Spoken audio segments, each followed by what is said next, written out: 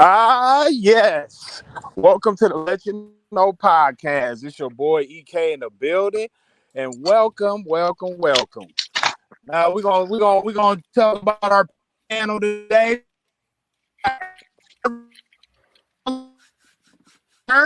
You cutting out, big bro.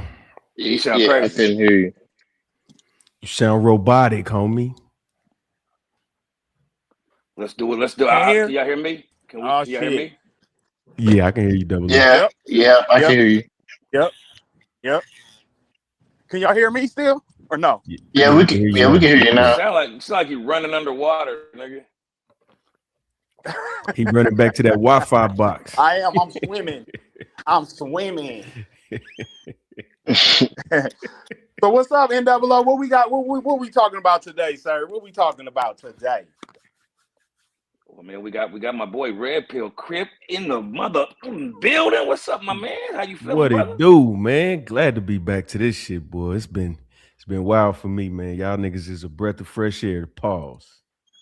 Hey, I appreciate that, man. We always appreciate you jumping on. We always have a good time, so I know it's gonna be a good show tonight. And we got my guy No Gotti. What's up, brother? Not much, man. What's going on with you? Man, we chilling, man. We ready to get it popping, man. We ready to have a little bit of fun. The girls are gonna be here in a minute. You know, they got to get their stuff together, get they stuff pushed up with hair and everything together. You know, so they're gonna be on here in a second. So while they not here, because I'm sure they ain't really checking no music out. You fuck with the music, You listen to music like that? Yeah. Check it. Yeah, I do. Okay, well, let's talk about that. Iceman turn what else? Have y'all heard it? Have y'all heard it yet? Yeah, man. I've been listening to that shit all the way back from Philadelphia, man. That shit, man, my kids got tired of listening to that shit. was you bumping it because you liked it or because it was something y'all was gonna talk about? Yep, I was bumping because I knew we was gonna talk about it. Oh, okay. What you think? 1 to 10. I'm gonna be honest with you, man. Drake is he's talented. He's always talented, but I think his production is what oversees why people really truly like the album. Like the two songs that kind of stuck with me. Shit. I mean, was it? Damn. And I had everything together, brother. But it's two songs on there. That for the radio, I didn't like that shit, man. I thought it could have been, more of a jam to where, you know what I'm saying, people, listening to the radio and they bumping it and shit like that. But I found myself listening to more of the old Drake than I was the new shit. So you just turned off the new shit and just went back to his old shit, huh? I kind of did, man. I was going back and forth though. I was going back and forth, fam. I did. I went back and forth. Were you able to check out all three albums, or you check out one of the albums? Because there was three of them, right? Right. It was two. I heard a little bit of the R&B, but I couldn't listen to R&B the whole way. That shit was putting me to sleep. Which ones did you listen to? Because we don't even know which. Because we didn't get no song titles. What songs did you listen to? Like, what album did you listen to? Let's see. I don't know which one it is. Oh my God! Jesus. Make them pay. I heard Make them pay. Make them pay was all right. Make so you listen to Iceman. That was okay. And the one you like, the one you like, Run to Atlanta, man. I really believe that one that's the worst collaboration that him and Future ever did, man. Not the too sexy one, huh? Not the too sexy one with. No, yo, that too sexy shit was trash. No, yeah, that shit was trash. I was about to say, yeah, that was probably the worst one. Yeah, that shit was trash. My joint on there. Go ahead, Red. Go ahead. My bad. No, I ain't got. Y'all go ahead. I'm going last. The joint on there for me is that Janice Shut the F Up. That STF, that joint right there. You like that too? That's the one right there, brother. That's the one. That one right there I had on repeat, brother. I can't even front. I ain't no big Drake. The Janice STFU. Oh, okay. Oh, I did see that. I can tell. Oh, that's the one right there. Now I could play that back to back to back to back to back to back. That's the one, bro. That beat me, baby.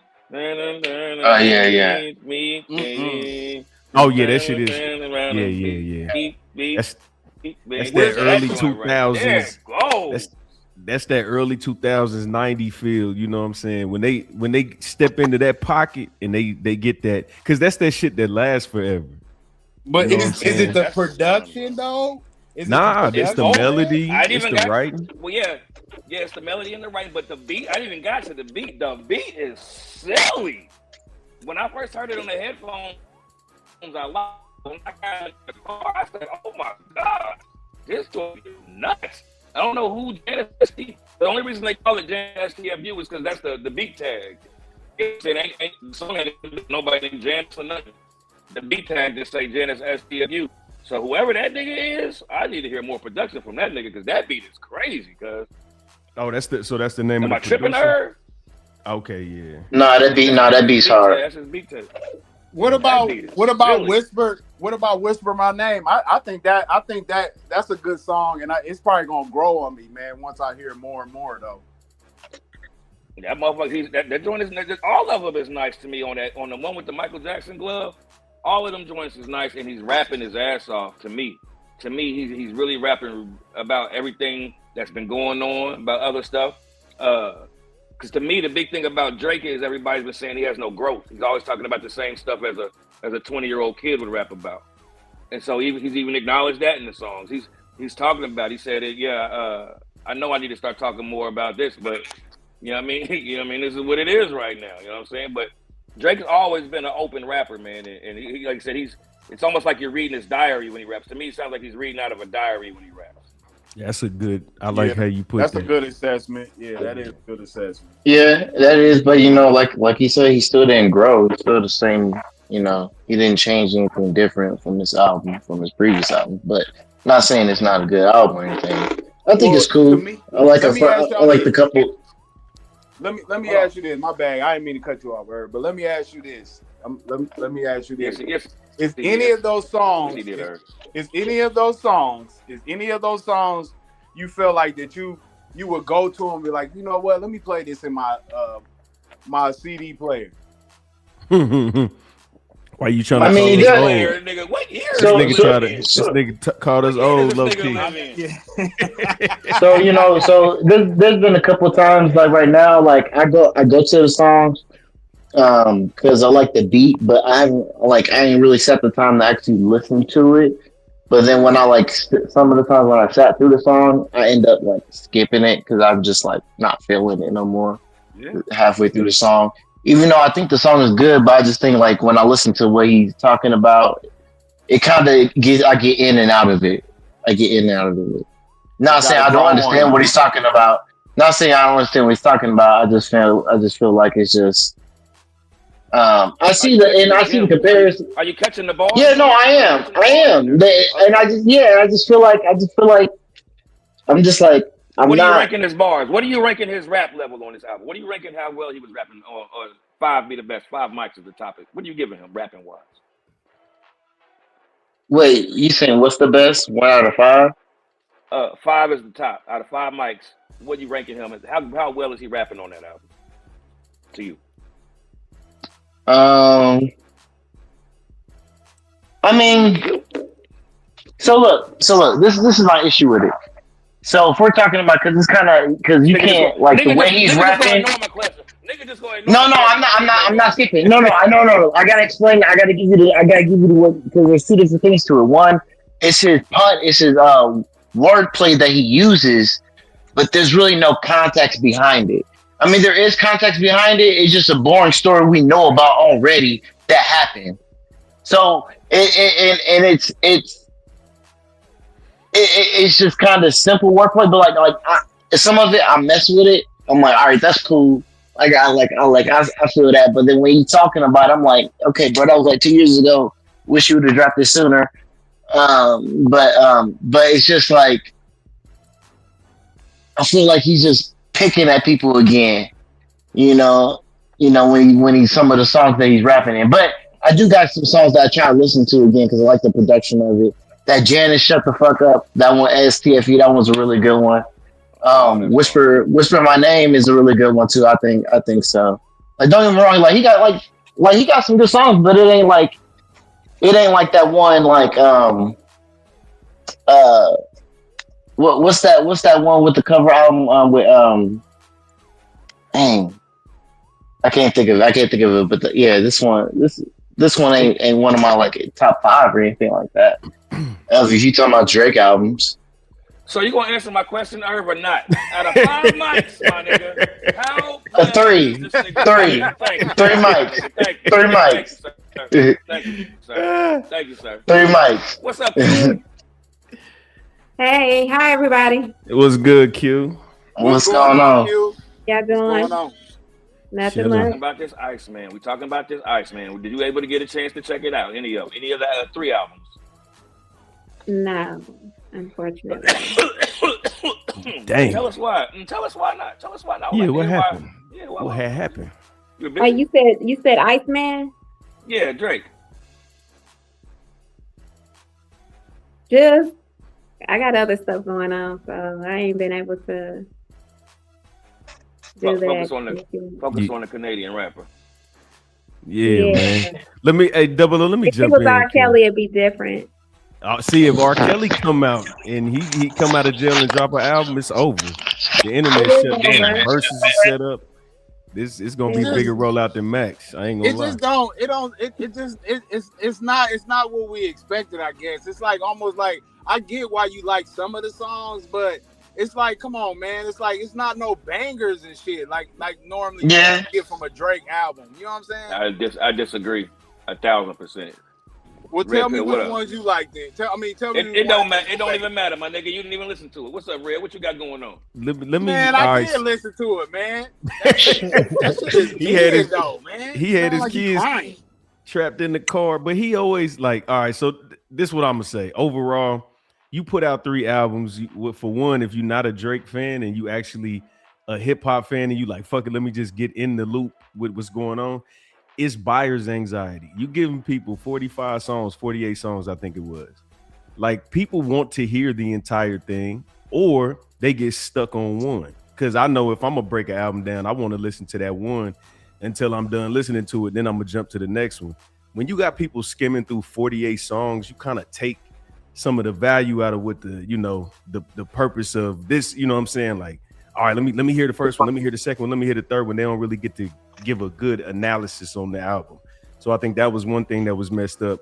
And sometimes you can take 48 songs and make one good album instead of 3 mediocre albums. You can take 6 from this one, you can take 5 from this one, and you can take 7 from that one, and then just make one classic ass album. So I mean, overall, the rollout, the actual putting videos to every song, of course, that's genius. You know what I'm saying? But overall, I think it was just too much.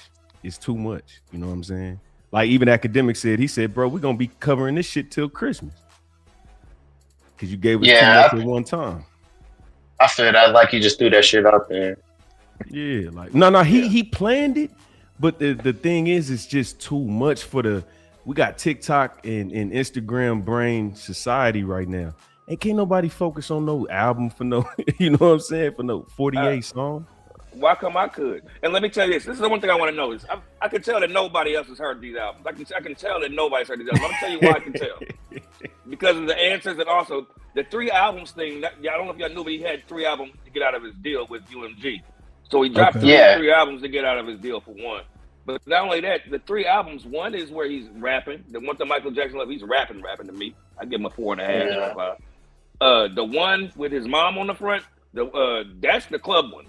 That's the ones with the bangers on it. If you want to go to the club, that's them. And then the other one with the what's it called? I forgot. There's a weird word. The Kitty or so whatever it is.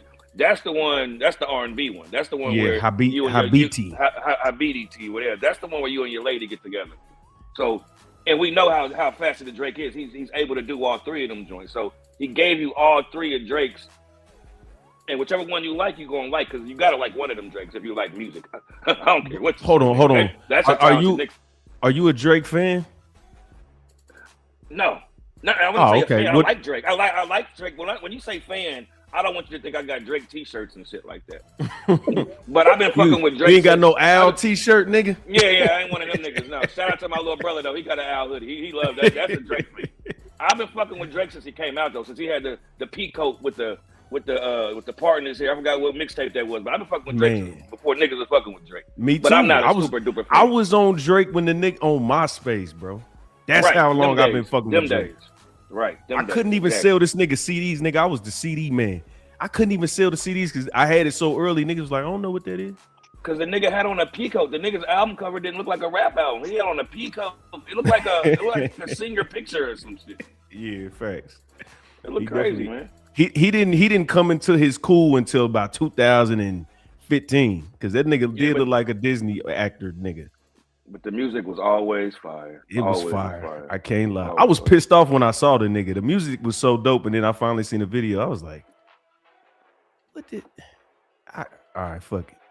Play the music. Turn the video off. The last thing I'm gonna say, since nobody else really got into it like I did, is I felt like this nigga couldn't win in this situation. Like I felt like he explained a lot of stuff. You know what I mean? Like he said, it was years that passed. But I feel like he explained a lot of stuff that if he didn't explain, niggas would have been like, why didn't he talk about that? You know what I'm saying? So when niggas, Irv ain't the only one that said, hey man, that shit was old, man. Why are you talking about it now? It's like, well, that's what happened. I gotta talk about it. If I don't, y'all gonna ask me why I didn't talk about it. I feel like he was in a lose-lose situation here with niggas that just don't like Drake is what I've noticed. Niggas that don't like Drake is just not giving him no type of time. You know what I mean? He fell off quick. Even the women. That's what fucked me. The women are threw off him Drake now. So I was really confused about that. Well, it's not that. It's just because like if you're gonna wait 2 years and not say anything, then it's just like, oh, then you just said, all right, fucking, I'm done with it. Because that's what everyone thought he was gonna be done with it. Because everyone knew what the beef landed. Because they thought his producer that he was with even said, hey, go ahead, be done with it. So everybody thought he dropped it and thought he was gonna put out some different shit. So that's why everyone was like, what you put out is cool, but it's just like I thought he was gonna actually put out some shit. But see, they was looking for that what's that album where it said what's the album with the blue background on it, and he with the fro, he had the fro as a kid. That's the type of album they was looking for. Hold on. Oh yeah. Okay, I know what you're talking about. This damn, what's it called? This shit right here. You talking about this one? Yeah. I don't even know the name of it. Nothing was the same or some shit. Yeah. They were people looking for some shit like that. Well, I hate that nigga's album title. But all right, I want y'all to do the timeline because Not Like Us came out May 4th, 2024. He come out almost 2 years after that. You know what I'm saying? He dropped little shit in between there, but like dropping, you know what I'm saying? He had to talk about the past 2 years. Had to. Like your fans is not gonna let you just ride out. You're gonna let him. You know what I'm saying? It was like some turn the other cheek shit. You got legal allegations. You didn't sue Kendrick. You didn't lost friends, bro. That's a journey, bro. You can't leave that out. Well, look, I guess what I would say, I guess what you're right about is I guess he just put out too much. I guess he should have just put out the Iceman last year and then put out these other two albums this year. But I think him dropping all that kind of just everyone just got to, take their time to listen to it. Because I'm not going to listen to all three at once. I like to take my time to listen to albums and break them down so I can actually try to understand them and see if I'm actually flowing with them. I go through albums at least 3 times. So I have a question. What's up, Q? Shoot. Yes, okay, so my question is to you, Double O. Do you feel like his albums are worth listening to? Like you froze. That's a right. Did you get the question? Yeah, you good, Double O. Yeah. Can y'all hear me? Yeah, we can hear you. Yeah, I heard you. That's a great question. When you say worth listening to me, if you're a music fan, yes. I think any music is worth listening to, especially with his background, with what he's already done for us. He deserves your ear, in my opinion. That's just how I feel. So yes. Now, is it a classic? No. But definitely worth listening to. Yes, man. Especially with everything that's happened over a couple of years with him and Kendrick. It's like What's that saying they say where it's like highly anticipated? It was a highly anticipated album. So yeah, I would say so. But this was the Drake album when he first came out. Oh, I'm sorry. Go ahead. I'm bad. So I have two other questions, and that is, so other question that I have was, so how, if you think it's worth listening to, like you said, because of all the reasons that you said, how would you sell it to me? And the last question is every comeback a comeback? Is that for Double O or everybody? Comeback. It can be for anybody who want to answer. I'm sorry, I don't want to. Well, let Double O. Let me answer just one of those. Let me answer one. Yeah. Let me answer one, and I'll let somebody answer the other one. Is every comeback a comeback? No. Okay. But I wouldn't consider this a comeback. I would consider this more of a hiatus than a comeback, even though it's kind of the same thing. But it wasn't like, remember when 50 and Ja Rule went into it, and then 50 went hard, and then Ja Rule just ignored him, and then like years later he came out with that clapback shit, and we was like, what the hell, niggas? What are you doing? Niggas way too late, brother. What are you doing? I don't think it was like to that extent.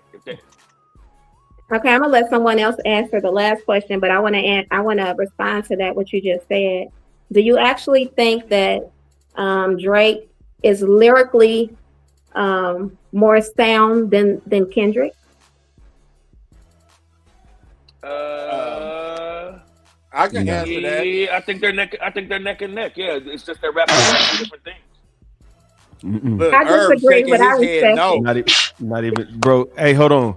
You gotta listen to the Clips album. That verse that Kendrick put on there, bro. It's two different levels, bro. No. Hold on. Let me tell you something. No, this is how you know Kendrick is a top lyricist. Go to the album he created called Untitled, Unmastered. Oh yeah, I remember that. Go listen to that. Yeah. Go listen to that. You talking about some jazz rap shit? Some like real lip? Oh yeah, go listen to that. He break down some shit. Yeah. Yeah. Now the comeback joint, I don't know. I don't think it's a comeback because I don't think he went nowhere. If you go to Drake's YouTube page, he been dropping music. Mm-hmm. He just ain't dropping no album. He dropped the music with, what was it, Party Next Door or something? They got like a collab album. So I don't think he went yeah. I think that he just finally did an All Eyes on Me type shit. You know what I'm saying? Like, all right, y'all, check this out. But I think that's kind of why you have to be careful with that All Eyes on Me, though. No. I'm not comparing it to Park album. I get what you're saying. I'm just saying on the other. Oh, gotcha. You gotta be. Yeah, you're right. Shout out to Park. No, you're right. Drake didn't go anywhere because most of the time he was just streaming. He was just on a platform most people didn't see him, didn't know about. That's all. Hell yeah. Let me ask y'all this. Who is the best artist that he ever was featured with? Is it more J. Cole? Lil Wayne. Right off the back like that? Lil Wayne, nigga. What y'all talking about? Do Drake and Hov? I'm saying Future, man. I don't know. Hold on. What? Oh, you talking about what? Who he makes the best songs with? Is that what you're saying? Who makes the best features with? Yes. Best feature. Oh, okay. Oh, then I would say Future. Yeah, I would say Future. Definitely. Yeah, Future. I don't know. Oh, you talking about just in general or like the best? He got a song with Hov.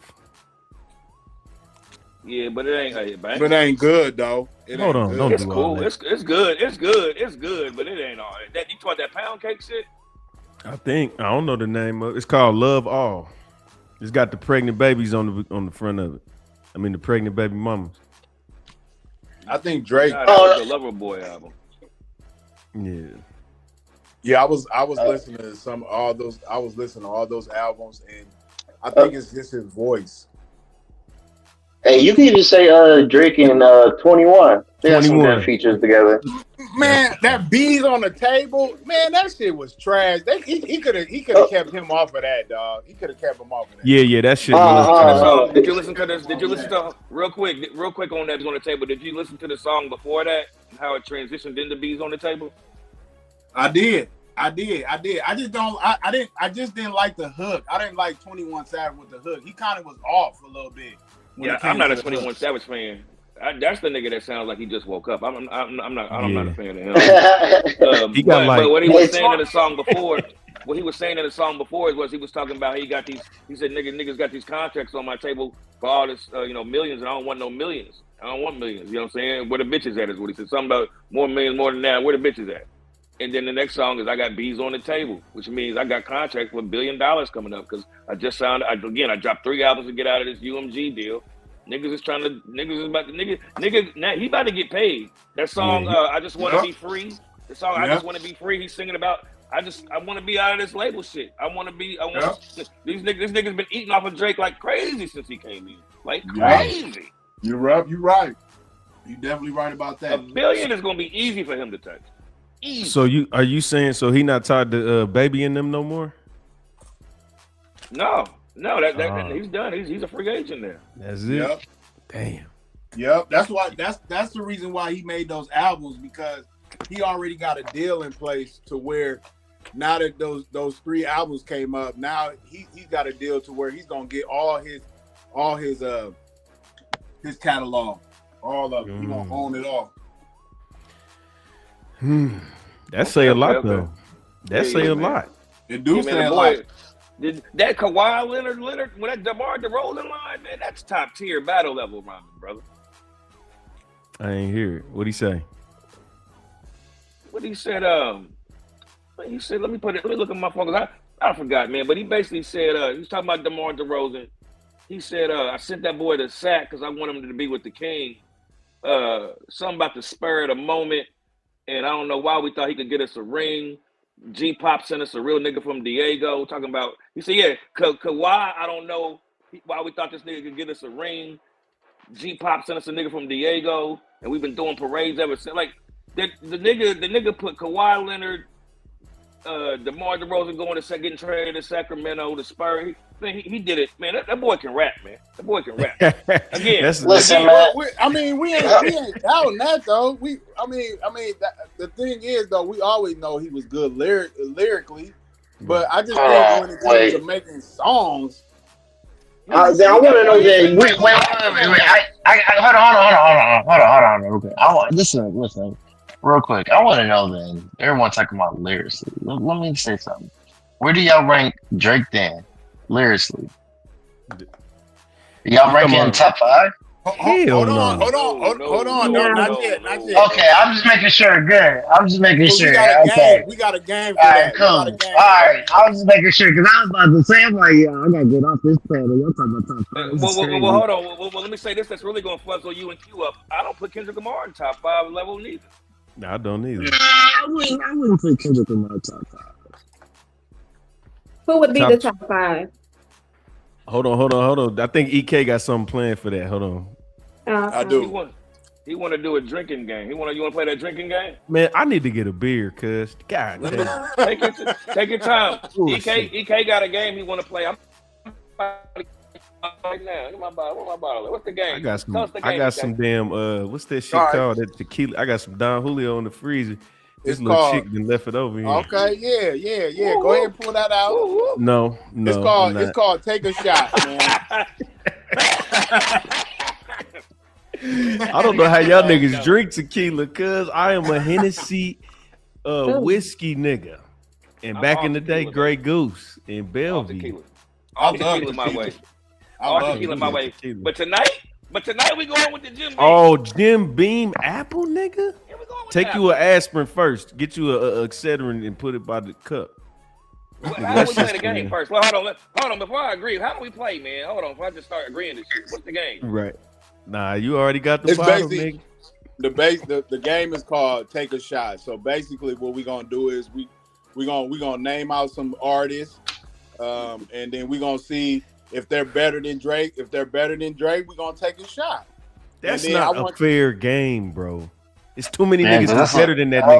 I would say that's a little harder here. But listen, hold on. It ain't just the new niggas. We talking about the old niggas too. It's even worse. It's a lot of artists. Nigga, what are we talking about? Well, hey. So that's the game you came up with, huh? Yep. Let's do a different fake rapper. ass drink champs, nigga.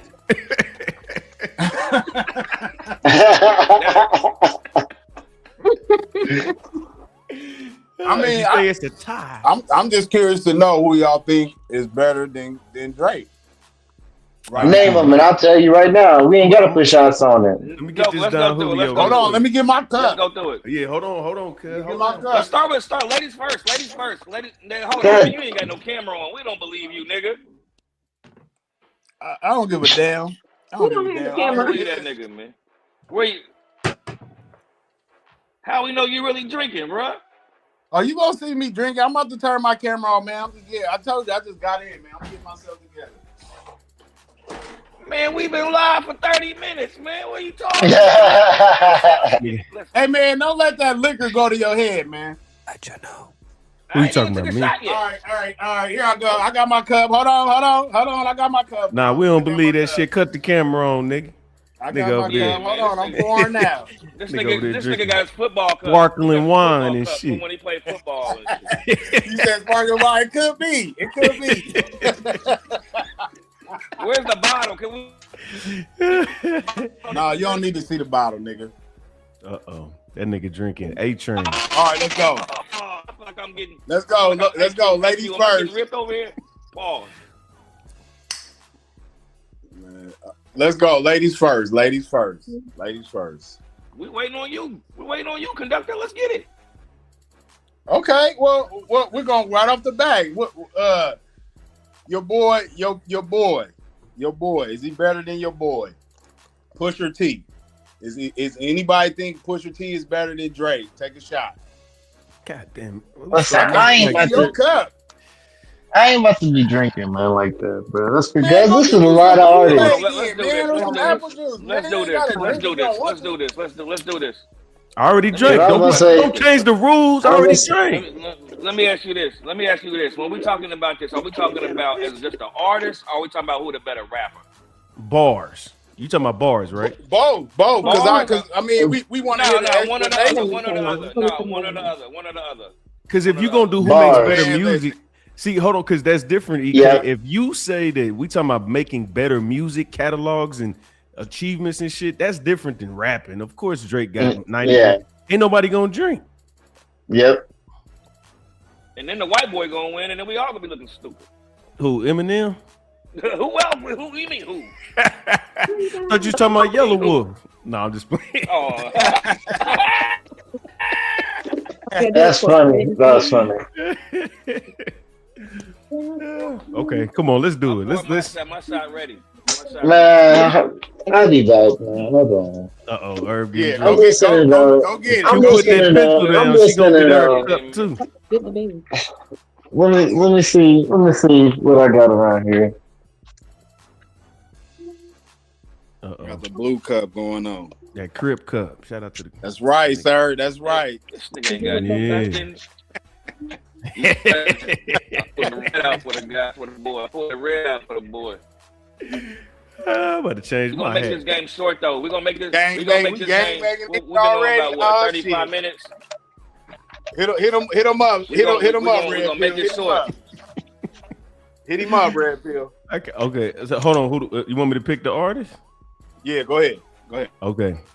Lil Wayne or Drake? Lil Wayne. Wayne. All right. Wayne. I fucked up. I said I'll come up with the next real game. All right. Thank you, Q.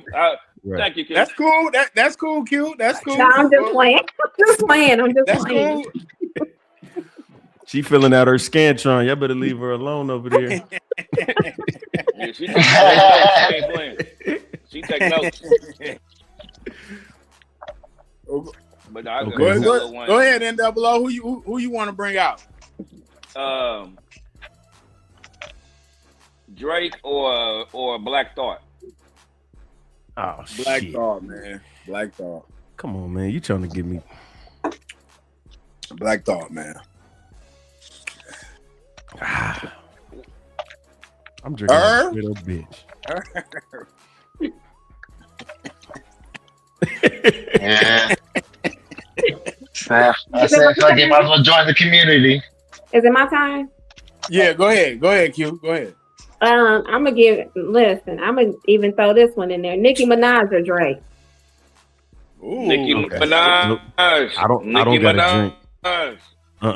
No, not even close. I gotta give it to Drake too. Yeah, nah, I could give. Yeah, I could I get gotta on give it the to Drake. Drake too. It's I gotta Nicki. give it to Drake. No, matter of fact, I meant to say Cardi B, and that's a whole different thing. So I say Cardi B. Whoa, yeah. No, I love Cardi B, but I ain't crazy now.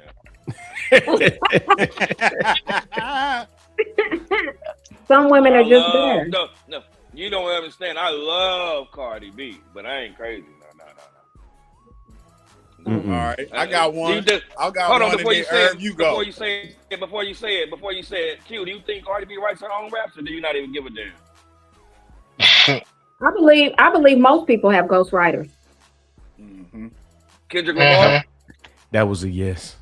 Except for Kendrick. I was gonna say there's a few rappers that don't. I would say Kendrick, J. Cole, Pusha T, who most of their songs are written by themselves. Probably have a few songs where they collab with people, but most of their songs are written by them. It's some out there. It's a lot of niggas that don't take ghostwriters. Yeah. It is. It's a lot. Like, okay, let's say let's go back then to the 90s. My bad, Irv, did you go yet? I don't want to skip you. Oh, Irv ain't win yet. Man, I can't really think of nobody, honestly, right now. Oh yeah, I do got one. I got one. I know somebody who is better. I'm about to take a shower now. Tyler, the Creator. I know he's better than Drake. Oh, that's tough. Nah, What? Nah, I ain't right. Nah, What? Nah, Tyler ain't. We talking about just rapping. Lyrically? Yeah, lyrically, yes, he is. Nah, What? hell no. What? Man, what you got over there? I need to be drinking with you guys, man. Hold on. Why you act like Tyler some nigga from the alley or something? But we act like that we nigga. I talking swear, I swear, it's 2023. He won the album of the year too. Yeah. He won album of the year too. Yeah, On that, you talking about rapping, but we just talking about rapping. No, this is album. Hold on, wait, stop. No, this is album of the year on rap. It was called "Call Me If You Get Lost." He had a song on there with Lil Wayne. I know the album. What are we talking about? He ain't fucking with Drake, bro. Hell no. He ain't even bad. Bro, what are you talking? Prove your point, Irv. What you got to say about it? Why you think he better? Give me a dope ass. I just gave you niggas a setup bar that I just gave you. Give me some Tyler the Creator shit off that album. Well, then we talking about Tyler Creator. Oh, off that, I was gonna go back and use that Yonkers album when he was talking about. I got what he say? He said I got golden retrievers, something else. Okay. And he said I don't need money and diamonds and bitches. I don't need them. Like that bar was hard as hell. That whole bar that he laid out was hard. You had to go back to 2003 though. Yeah, but that's like my favorite one that he was spitting. There's another one that he was on where he rapped with Lil Wayne. We stepped with the game. The one with Game and a Little Wayne. Oh yeah, yep, Martians, yep, Martians, yeah. Tyler goes hard. Drake, man. You bugging. No, he do. Tyler goes hard, but I don't think he better than Drake though. I don't think he better than Drake. Listen, because Drake don't write most of his stuff anyways. He buys most of the old music, writes a few words, replaces them, or he has most people write his song. Only 30% of Drake's music is his own lyrics. That nigga Tyler the Creator said, "Stop calling my phone. This ain't no fucking hotline." I said, "Damn." Yeah, that was crazy. This ain't no fucking hotline. I said, "Oh wow." I got one. Nas. What y'all think about Nas? Is Nas better? Keep the cup down. You just trying to get us drunk, my nigga. Yeah, we can tell you got water on you. Hold on. You drink because Drake's better, or the artist is better. Okay. The artist is better. God damn it. Niggas that was born in the 90s, niggas. Stop. All right, you I'm can't done. do the I'm 80s niggas. Everybody in the 80s rap better than that 90s nigga. Let me go. Drake or Sticky Fingers. You said Drake or who? Sticky Fingers from Onyx. Oh man, that ain't fair. That's my nigga. That's one of my favorite rappers. Yeah, I'm That's one drinking. of my favorite rappers. I'm gonna drink to that too. All Hurry up right, and give me the microphone before I bust in my pants. The man author of anguish. My language polluted. Onyx is heavy weighted and still undisputed. You took the words right out of my mouth. Come on, man. That was one of the craziest verses, man. I still love that verse. But yeah, I'm done with this shit, my nigga. Let's switch it up, man. Let's have a real conversation. I was talking to Q the other day, and she had a an interesting video, and I titled it, "I love you, do you love me?" And so I want to play this video, see what y'all think, and we're gonna talk about it real quick, okay? Okay. Don't be playing with Barney, nigga. He loved Barney. Shout out to Barney. Barney was Grape Street. Well, hold on, never mind.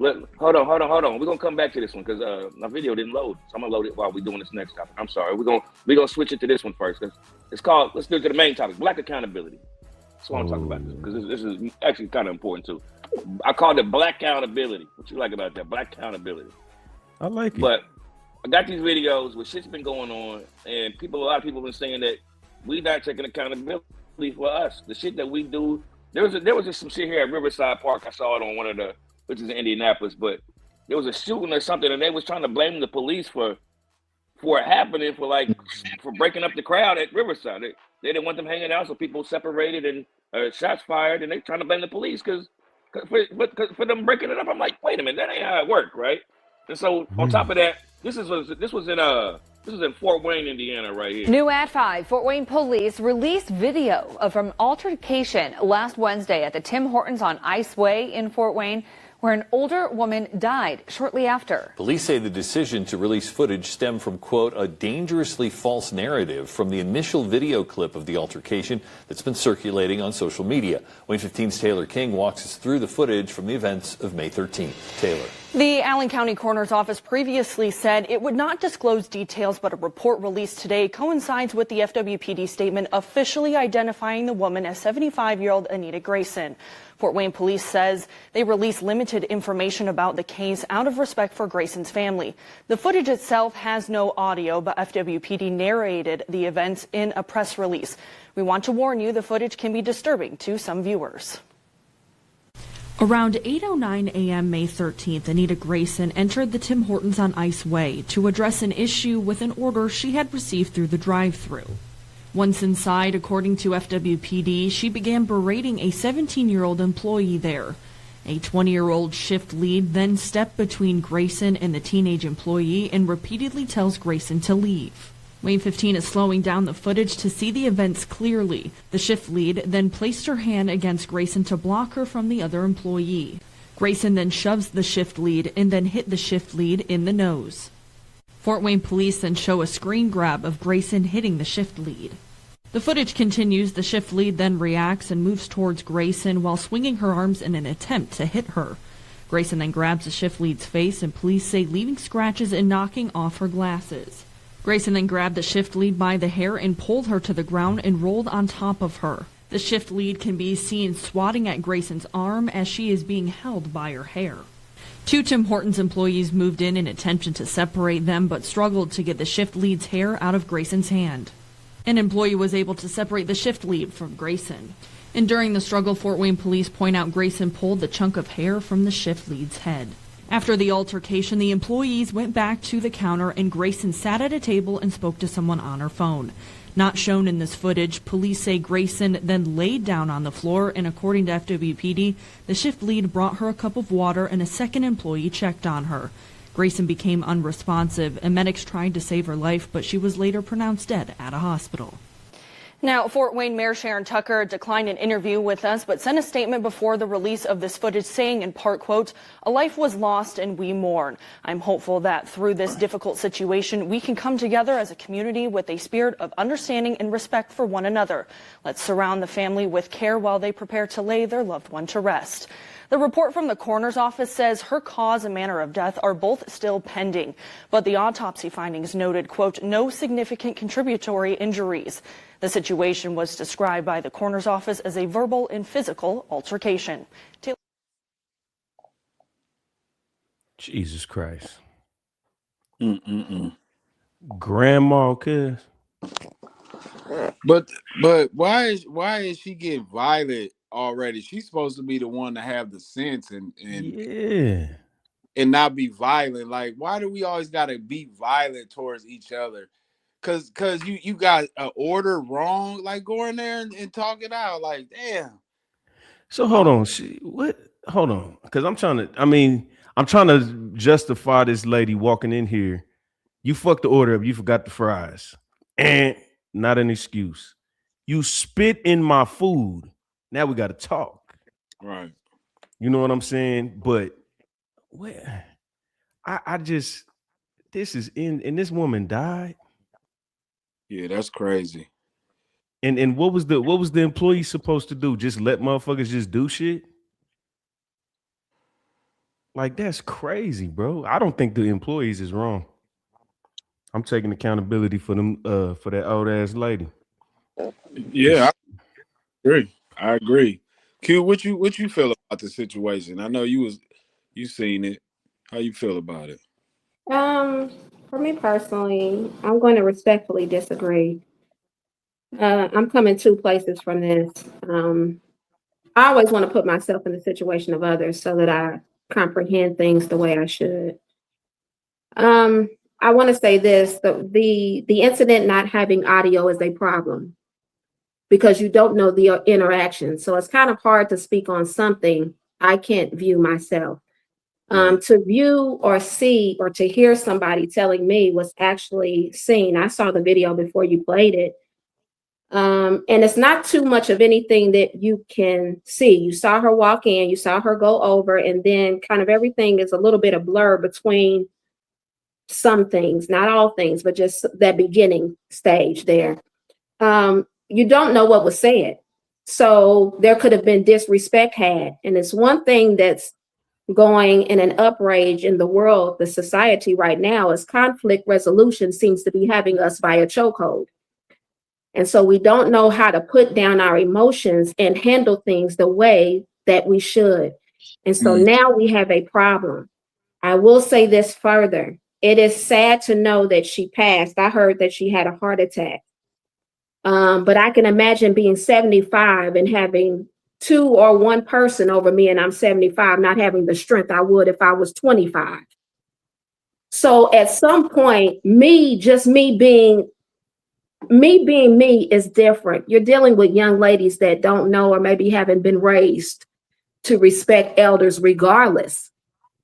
An elder in my day and time could have been disrespectful to me, but my parents taught me to respect them at all times. Now that may seem like wrong, but they older than me. You just give them respect.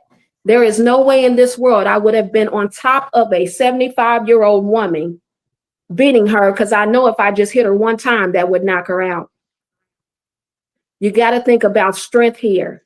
And I just think that every aspect of it was an incorrect way of dealing. But again, I want the audio on it. I agree. Irv?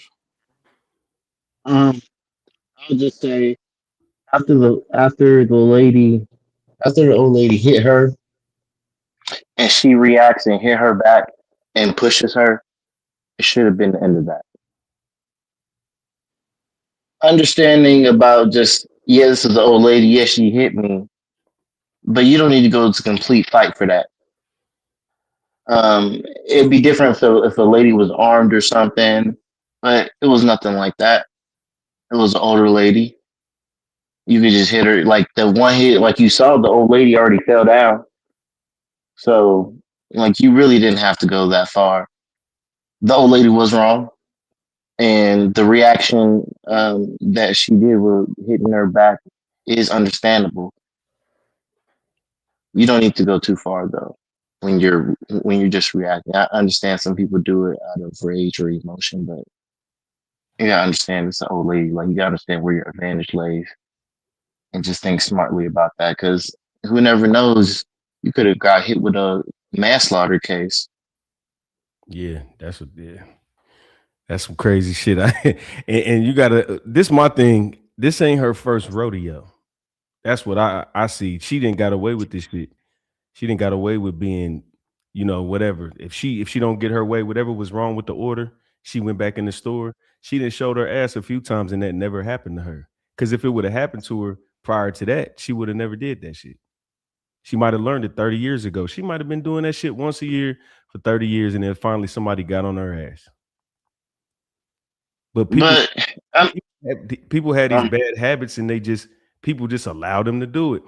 I'm from the area you from, Q. I ain't about to fight no old man, you know what I'm saying, or no old lady. But it's to the point where people is like, you're not about to get respect until you earn it. Because older people take advantage of it. I'm older than you, so I'm finna disrespect you. I'm finna put my finger in your face. I'm finna nudge you and push you, and you ain't gonna do shit because I'm an elder. And younger people are saying, "Fuck that." And there's some ways that we would say that that's right. On the other end of it, we know how we were raised, and we know that we have dealt with elderly people that feel like because I am this age or because I have seniority, then I'm owed this.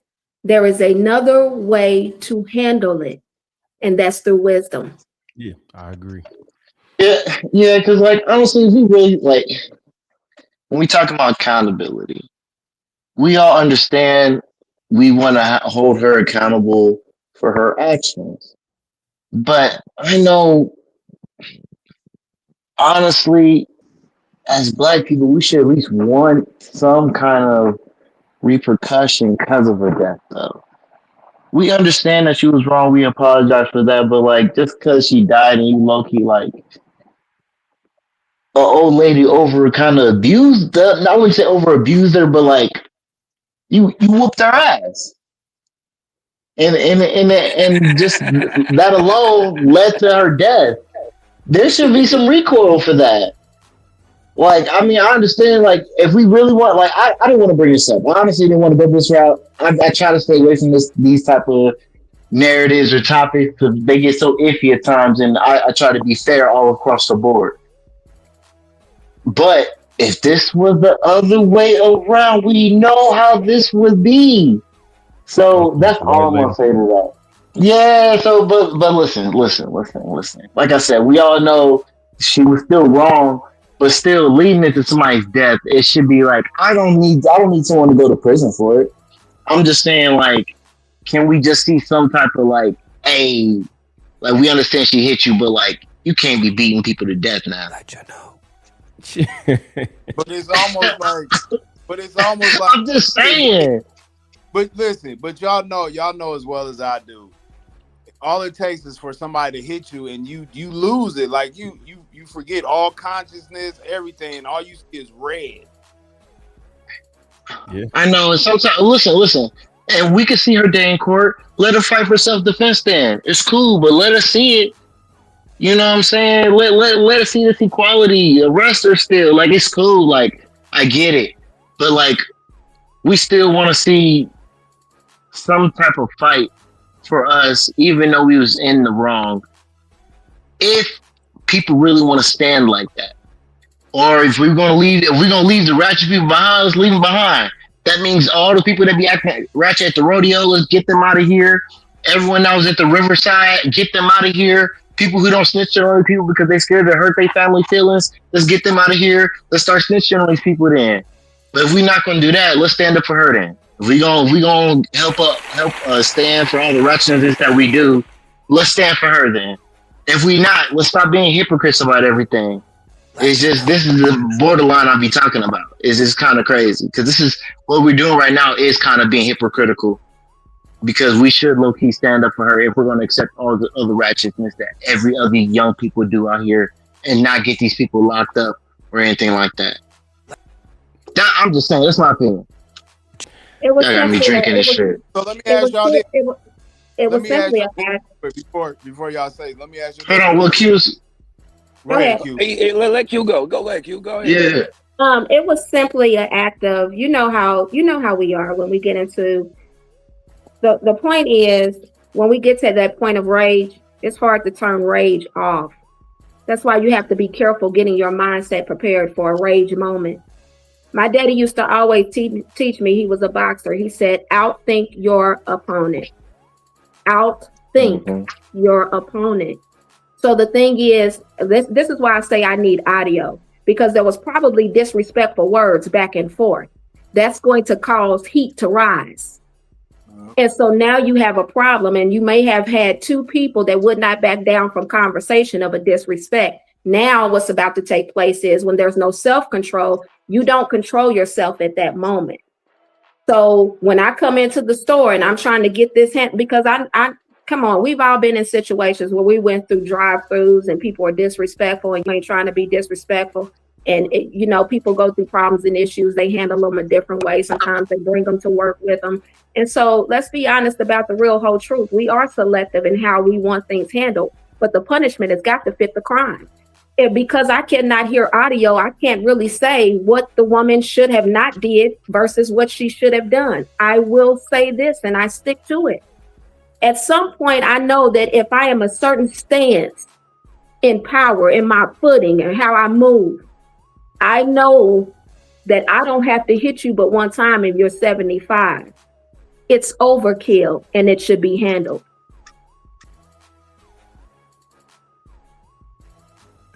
Said. I mean, I don't really have nothing to say after that. I mean, it's you really can't say nothing because again, I'm with you, Q. I got to hear the audio because I'm pretty sure with disrespectful words going back and forth, and us as Black people, sometimes we can't hold ourselves accountable as far as just having the mindset to be like, you know what, let me back off.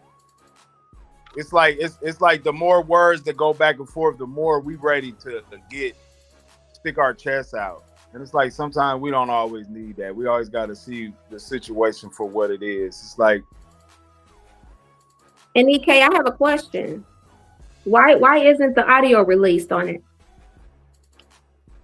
That's a good question. Do I need to make a call to Tim Horton? I don't have a problem doing that. Why is the audio not on it? Because it could have been a race issue and we don't know. Why is the audio not on it?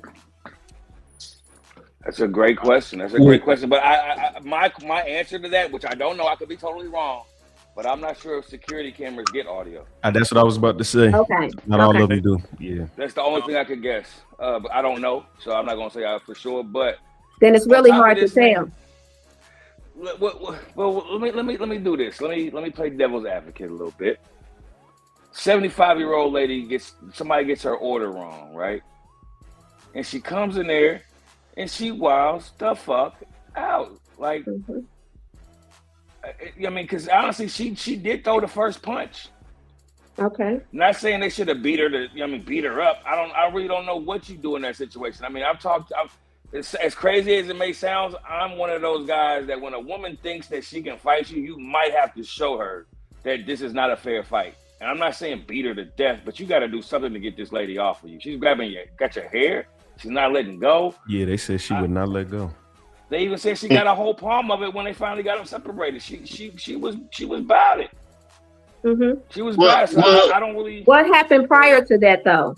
What happened? Well, this was wrong. Yeah, I was about to say that. What happened prior to? Hold on. We talking. What happened? What happened to her prior? What happened to her prior coming into the establishment? And the reason why I'm asking that is because I've been the 75-year-old woman. So what happened prior to her coming into the establishment and doing what she did? I'm not trying to give her an excuse. I'm saying I need to see it. Right. Well, I'm not even saying that. Got to this point. You know what? Let me say this because I like how we gonna play the. Let's do the race card thing. If this was a white woman, older white woman, and two black women, and two black girls behind the counter, are we gonna have the same? Like, y'all see how y'all trying to figure out why the old lady was right? Or we gonna try to figure out why the young girls was right if they were black? No, it's not. See, this real situation is not about race. It's about public establishment understanding professionalism. If you're a worker in there, you have an aggressive person come in that way, and you got a counter protecting you. You don't get closer to the person as they get more aggravated. You step back into your counter space until they come through that counter space. She got too close in the first place. If you're having a belligerent argument, why are you stepping closer to somebody like that? You are putting gas on a fire. You wanted smoke. You wanted that interaction. There's no reason for anybody in the workplace to step closer to somebody when you have a desk or a counter protecting you, unless you're really about that smoke. So that's what I'm saying. It's not even about race. It's about yes, the lady was wrong, but as a worker, you need no matter what, right? As a professional, when you're in a job place, you de-escalate at any situation when you have an aggressive customer. You always de-escalate the situation in any business. I mean, I'm just saying, it's that simple. You can still have the argument, but you don't need to step closer. If she would have stepped back and still cussed or whatever, stand behind that glass that she still had and not get closer to that little area, the slap would never have happened. The lady probably wouldn't have got close. It would probably got de-escalated from just screaming. The most thing that probably would have happened, the lady probably would have spit on her. Then it would have been that interaction. Because she would have to create this, she would have to close in the distance. But if you look at the whole interaction, if she never stepped forward to that counter, none of this probably would have happened. So Double O, I have a question. Go ahead. Yes, sir. So Double O, my question to you is, since you want to play devil's advocate, and it's okay to play it. It's okay. It's okay. I get it. I understand. But what I'm saying is, could you, let's just be honest, could you have done that in a corporate office? Could I have been? You talking about? Could I be the older lady or the guy or lady working there? What I'm saying is, for a corporate office establishment, can you just walk into an area and you work for the corporate office and you're going back and forth with somebody that's coming onto site? I'm gonna answer for you, but go ahead. I would love to have your answer. Wait, I don't think I'm getting. You're asking, if I'm working in a corporate office and somebody walks into my establishment, could I what? If somebody walks into your establishment, so what we're doing is we're changing the location. Okay. So if you have a corporate office and this same thing happened, are you actually allowed to act in any kind of way that is as the aggressor on the person that works for the corporate office? Are you allowed to do that? Because I'm going to tell you, ethics, conduct is going to matter here. Not at all. Before you go, can I go with this real story that actually happened? Let me tell you this real story that actually happened. We was in Amazon. This really happened. From another company. This company don't exist no more. A worker came in, a driver came in. I believe he probably got fired. I'm not about to say no names or anything, but I believe the worker got fired, came in and was upset maybe about some money or whatever. He got in the face of his owner. He was really aggressive. The owner didn't take anything he was saying seriously because he was still having his chest out all up in his face. Dude kept threatening him, said, hey. And one way he got turned, so I don't know how he got in. Somebody let him in the building. So I don't know, it's crazy. So the fact that he even got in, somebody just let him in saying he worked here to go get a check or whatever. But when he was in his face, the guy told him like, you a punk, I'll slap the F out of you. Dude didn't believe it. He looked at him and then he turned away, then he turned back, then he slapped him. The owner of a company slapped him, then he walked out. They called him police. Dude didn't do nothing. The owner of the company didn't do nothing. He got slapped. Dude walked out. They called the police and they went to go find him. Letcha know. Damn. It was crazy. I was right there. I saw that shit. I was like, damn, got slapped. Wouldn't be me though. But yeah. That's what you call professionalism. Eating the slap, my nigga. That's professional. That's crazy. Like you said, it's never right to do, like you said. But to me, I don't feel like the worker was the aggressor. I feel like the older lady was the aggressor. She was. But yeah, again, no, she was. But again, though, when you work in that type of job, you know you're gonna have those type of people you're gonna have to deal with on a regular basis. So you're supposed to have some type of de-escalation on that. They don't train you for that. It has to make sense, because when people hire you, one question they do ask you, when people are trying to hire you and they call you in for an interview, one question they ask you is, how do you handle conflict? Yeah. When you have a person or a customer that is irate, how do you handle it? A lot of times we're lying because we need a job, because we don't know how to handle situations when it comes to dealing with an irate person. But again, I will say this. I'm not saying that the 75-year-old woman was totally innocent. What I'm saying is I need audio on it to make sure before I give a stance on it that's really standable with foundation solid. But another thing is, what I'm also saying is that if you don't want no smoke, come on now, we're talking about people. If you don't want no smoke, you're not going to be the aggressor. The young lady had came to the front. They look like to be standing outside of the open area. If you're behind the desk, why do you come all the way up here? Leave it alone. Then you make her the actual aggressor, because if she comes behind the desk, now we have a problem. Mm-hmm. But that's my stance on it. And also, before we go to the next thing is, I do also feel like you see this lady got a head full of gray. You need to treat her differently. You know what I mean? You need to treat her with respect of elder because she's elder. You know what I mean? I don't see any case of you trying to ever hit an elder person. I don't care what they say, what they do, unless you're black and they're white. Then you can beat the fuck out of them. Next video. Oh my God. Getting to other headlines for tonight, 4 women are now in jail after a violent attack at a Qdoba in Fishers. Now, the victim is pregnant, and according to court documents, the suspects may have tried to kill her unborn baby. Tonight, Fox 59's Max Lewis tells us what sparked the attack. They stabbed when they were trying to stab me in my stomach. I had to protect myself, so I got like stab wounds all on my hands. The victim, who asked us not to use her name, showed us the wounds inflicted when 4 women showed up at the Qdoba where she works and jumped her. It happened at the restaurant's location on 96th Street on Sunday night. The victim tells us her fellow employees tried to stop them. They told the team members they'll smack out of them and beat out of them if they didn't move out the way. So they pushed them. And one girl came up, we was fighting for like at least 20 seconds, and that's when they started jumping me. Prosecutors say the ringleader was 21-year-old Anaya Gooch. The victim says she and Gooch were both, quote, messing around with the same man, and that's what sparked the fight. So basically she was mad at me because I was having his kid, and I guess she couldn't have the kids. This is really where it came to. Court records say during the attack, Anaya Gooch and her sister Deja took out knives and began trying to stab the victim in the stomach. She did try to stab a victim who was pregnant with a knife in the stomach, however, missed and cut her hand instead. There is information in the probable cause affidavit that the defendant was then live streaming on social media afterwards that the baby is dead. The Gooches, along with their accused accomplices, Derek Jackson and Aramonia Malone, were charged today with felony battery on a pregnant woman. All of them appeared in court this afternoon. The victim says the women should have handled the situation like adults. Or it really could have been on some grown woman stuff because it ain't nothing, ain't no pressure about no boy. But shoot, they get what they get.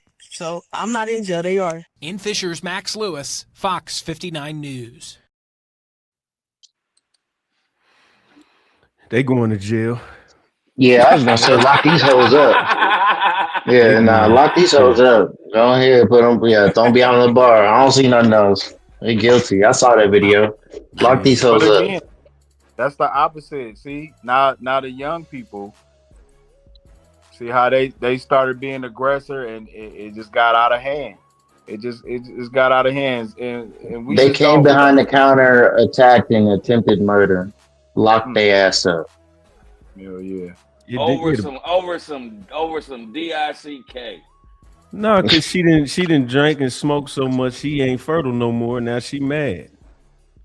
They kids. I don't know about that. Nigga, kids. These niggas ain't kids. These niggas are 21 years old. They can vote. These grown ass kids. They ain't no fucking kids. Lock their ass up. What I'm saying is her eggs is working, nigga. Hold on, no.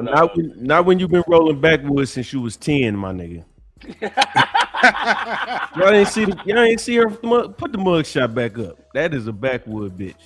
Oh no. See, I'm not even listen. I'm not even trying to disrespect them in any type of way. I'm just saying for their actions. And for their action, you need to throw their ass behind bars and lock them up. Attempted murder is crazy. Yeah. Pulling out knives trying to stab a baby is crazy. Lock their ass up. Yeah, that is Like, crazy. That's crazy. And she was prettier too. You know it hurt when you walk in there and you see the girl. I'm paying attention to the shit. She looked better. He moved on, and old girl looked better. Oh shit! And you brought 3 people with you. Now all 4 of y'all going to jail. Shit! I don't even think he moved on. Black fatigue. Q, what's up? What's up, Q? What's up, Q? I mean, it's simple. It's simple. Listen. You don't need the audio, all, do we? Hold on, Q. Do we need the audio for this one? No, we already got it. We already got the audio for this one. But I will say this. Coming into this was premeditated. The girl knew what she was going in to do.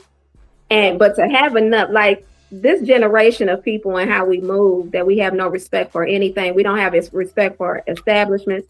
We don't have respect for ourselves. There is a way to handle all things.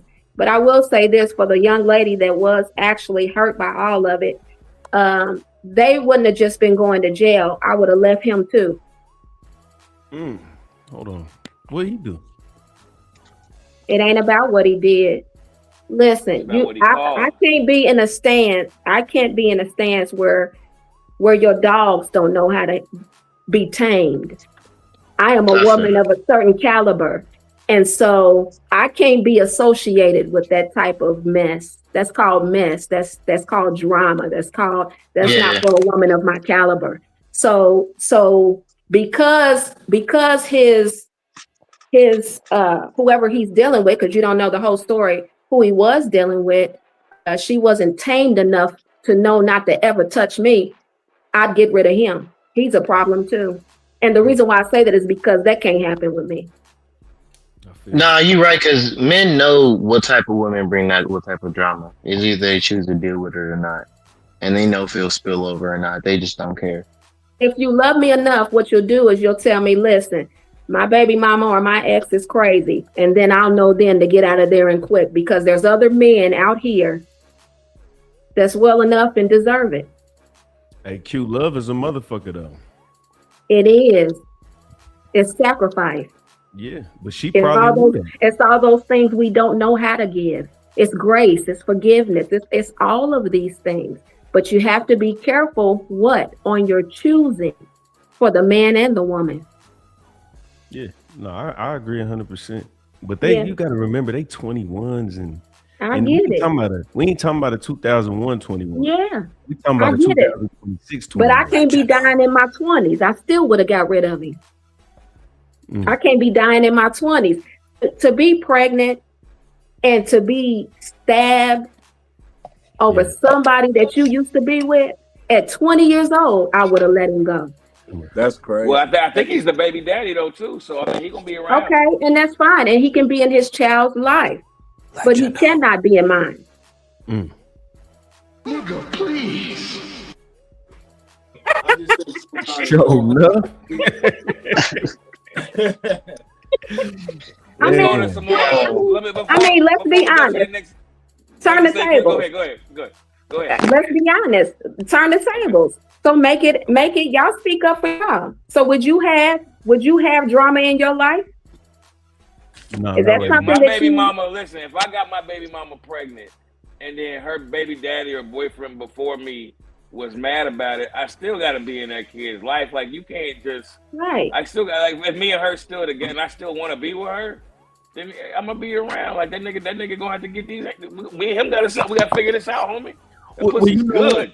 This is really good. Chop it up. But we're talking about, but you have to make the whole. But what I'm saying is, you have to turn the tables. You have to be in the same situation that young lady was in. So just to say that I'm gonna have to deal with the baby and the baby mama. It's just because he's mad at it. Say he tried to kill you, stab you, put a gun to your head. I'm saying make the situation that the woman had to deal with. That's what I'm saying. Yeah, no, I'm with you 100%. If I'm messing with a girl and I'm at work and some dude and 3 of his homeboys come up there and try to fight me, I'm blocking her. I might put a restraining order on that bitch. I ain't gonna lie to you, because this is crazy. And this is 41-year-old me talking. 25, 24, and I love you, and I'm goofy out here. I might even be like, what is wrong? I might just call some more niggas. Right. I'm talking about how I'm thinking back then. Right now, it ain't you couldn't put a tenth of that type of drama in my life right now and call me or text me or none of that shit. So I know what you're saying. I'm with you. What if we learned this earlier? Do you see where I'm going with it? So what if you're 20, you're in your 20s, but the whole thing is you don't want to start learning when you're 40. Exactly. I want my older kids right now, my young adult kids, to be learning what I know now, so that it's over with in a couple of years. I give you a couple of years to get it, but I want you to learn now what I didn't know then. Let me pour it into you, so that when you get my age, you're way past everything you need to be. You don't want to start learning late. Go ahead. Them four girls that went to jail, that was their grandma in the first video. That's the problem. They coming up under that. That's true. Yeah, because the way you're the right. same way I'm sorry, real quick, Q. The same way I feel like a young person should not be putting their hands on an old person, I still feel like a 70-something-year-old woman should not be acting like that as well. Let's move on to some other black accountability real quick. New ad. She shouldn't. Because I also want to talk about the kids, these youngsters. It's called teen takeovers, fights going viral to, in some cases, deadly violence. Just last week, spring breakers defying the law, and it's happening everywhere. ATL, DC, New York, here in Texas, Houston, Galveston. Let's take a look.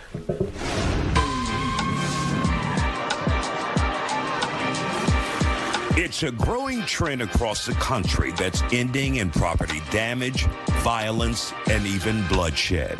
Some are calling it swarming. Others call it by its more popular name, teen takeovers. These takeovers need to stop. They need to come to an end. They're causing chaos and violence, and we want the public to be safe. Investigators say teenagers from Georgia to Texas are gathering in public places, from parking lots to neighborhoods. And what follows is disturbing. Police in various cities say the gatherings start on social media, where hundreds of young people meet up and disaster ensues.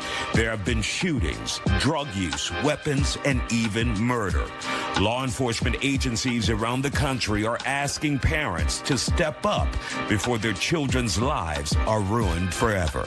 Be smart, know where your child is, not just this weekend, every day.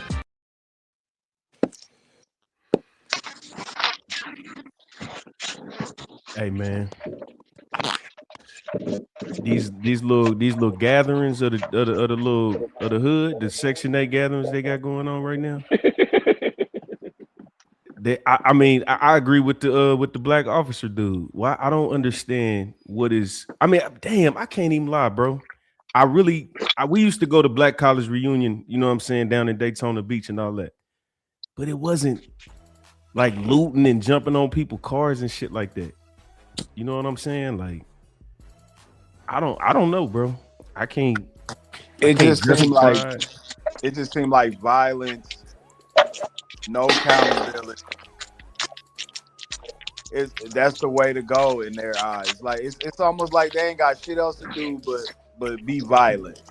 It's like, come on, man. It's like they don't want to even better themselves. They figure this is most important. They want to be what they call it, social media, a social media star. That's more important than anything in the world to these kids, it seems like.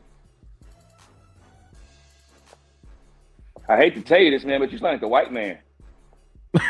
Well, hey, if I gotta sound like the white man, that's cool with me. Because, I mean, that's all we see, man. That's all we see is our people being violent. And I'm not saying that there's not other cultures being violent, but it's one particular race that's always on social media doing the same shit that we just got done seeing on the video.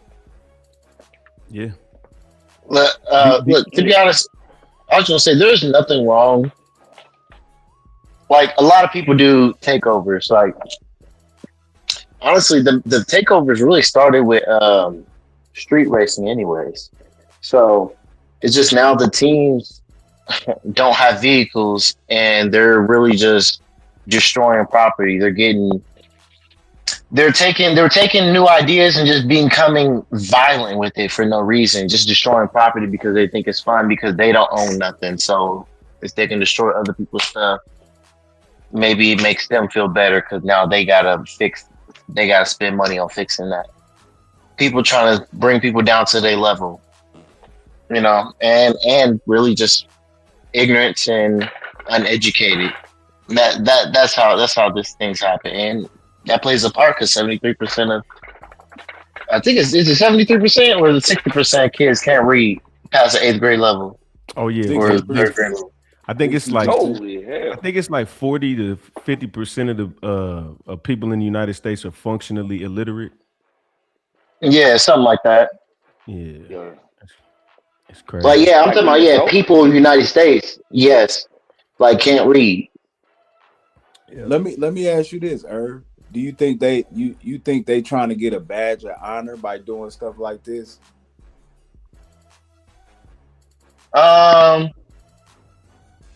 No, I just think when you think about all the streamers and what they do out there, I just think that's the thing they do. Like, listen, I don't try to be on the streaming stuff, but you know, I don't be on TikTok either. But those videos come around when you go scrolling through Instagram sometimes.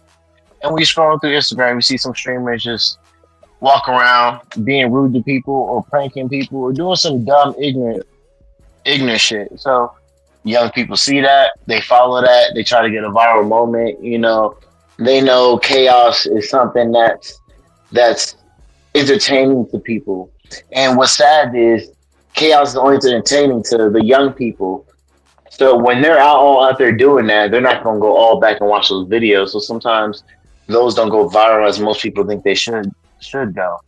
But that's just a problem, man. A lot of people just ain't raised right because a lot of parents don't know how to do their job or stop doing their job or don't care. Or a lot of these kids don't got parents and they're in a foster home or living in a house by themselves because their parents moved away somewhere, living in their grandparents' house who can't really keep up because they're too old. It's just too much going on right now. Hey, you know the scary part about that, what you just said, Irv? It was wild. It was some OnlyFans girl, and she was doing an interview, and they was asking her about her parents, and she was like, they were great, loving, all that. And then it was a joke, I guess, but the dude was like, damn, he said, you just made me realize it don't matter how good of a parent I am, I could still wish I had an abortion. Yeah. I was like, and it looked like it was funny. It might have been scripted, but like that shit kind of hit. I'm like, it's nothing you can do. I mean, it is, man. It's just like if you're not, it's really just about morals, man. You have to instill these kids. If you don't instill strong morals within your kids, you got to start by the age of 5 or 6. No. Hold on. Listen, real quick, real quick, bro. Real quick. You're saying that. I'm just saying. The only thing I want to say is you're saying it as if it's a guarantee still. But go ahead. And see, it's not even a guarantee, but because like I said, I've seen my side of it or whatever. But it's not even a guarantee. But like, you have a stronger percent chance the earlier you start. The sooner it starts from a kid's actions, from during pregnancy. Like it's so like behavior situations. It's just hard to explain, man. Just a lot of things need to come into play, and it's not hard. Just a lot of people don't care, and they just have kids, and not actually plan none of this. So people just free balling, throwing paint at the wall and seeing what it comes out to be. And most people are shit, so they come out to be shit. This is what it is. Yeah. Are you blaming women for having children, my nigga? Whoa, that was crazy. That was crazy. Objection. Hey, what the hell? You said people just having kids. You said people having kids all willy-nilly. Order in the court. Hold on, no, that's not an objection. That's a what's that? No, that's definitely an attorney law should have yelled out, but it's not an objection because that was crazy. I know. We talking about fouls. You reaching? This man reaching. Call a tech. Double O thing. My bad. So basically, what you're saying is, don't get pregnant. He do be having. I misunderstood. But let me play this real quick, and we're going because this is some responses from them on because I think it's more about the youth. So I want to check this out. Reginald OG1 Gordon, 20-year-old Gabriel Shepard, and Cartel Bo. So, Gabriel, when you see young people not too far removed from your age behaving like this, what are your thoughts about it? Do you think there is an actual problem or it's blown out of proportion?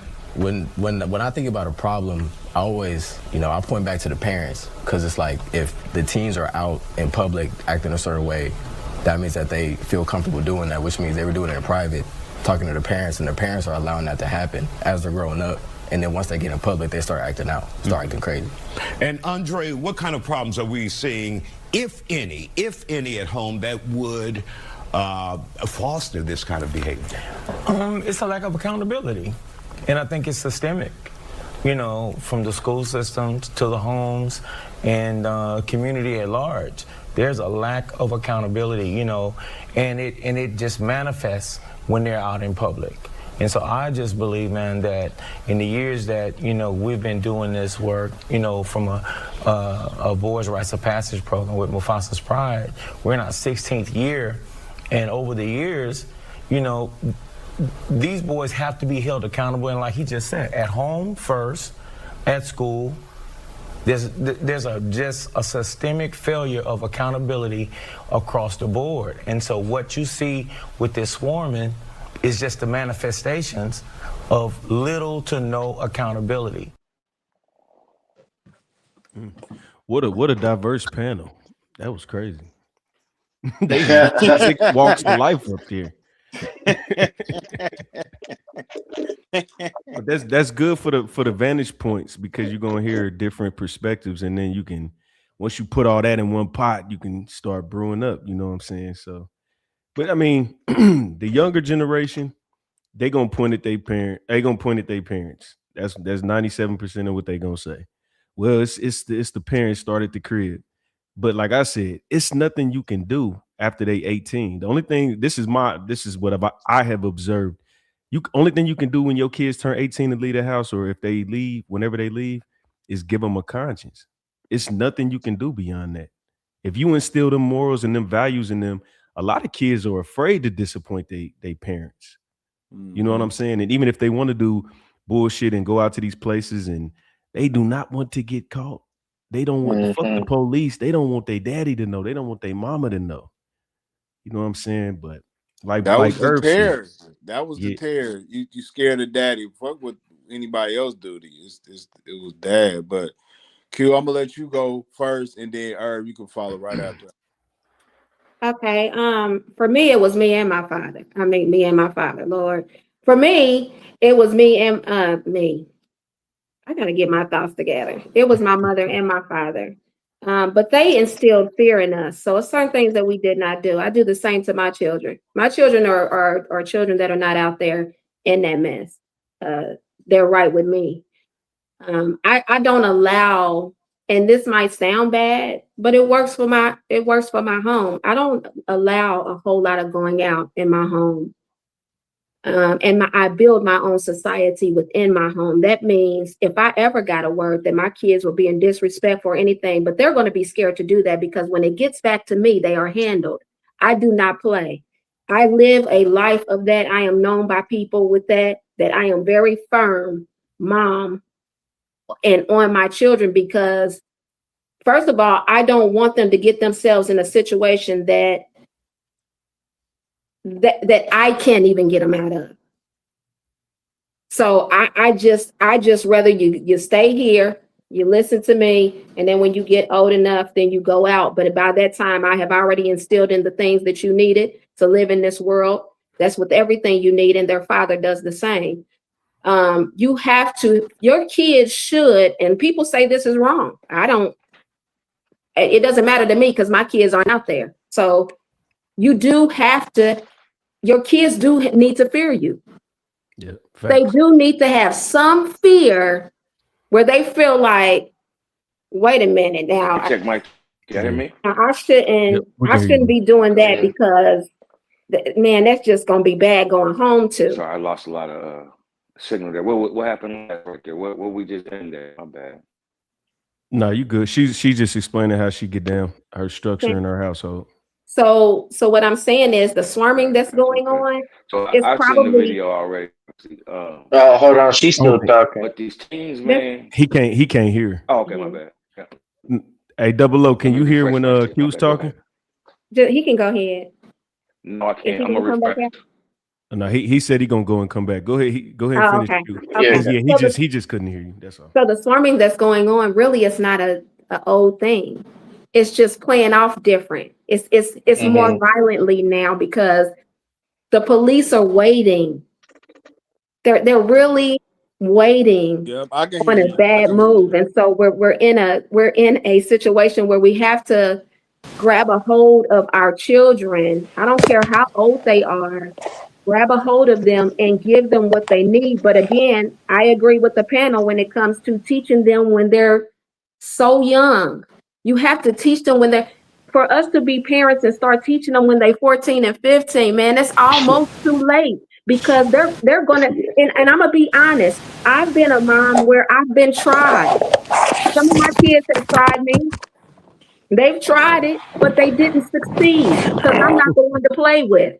And so you have to instill things into your children. You have to tell them that they're great. You have to encourage them. You have to tell them that they're more than what other people think they are. You have to tell them they don't need people's validation. We have to really teach them what love looks like. But a lot of times in our homes, let's be honest, they're looking at us and our relationships and our situations. Right.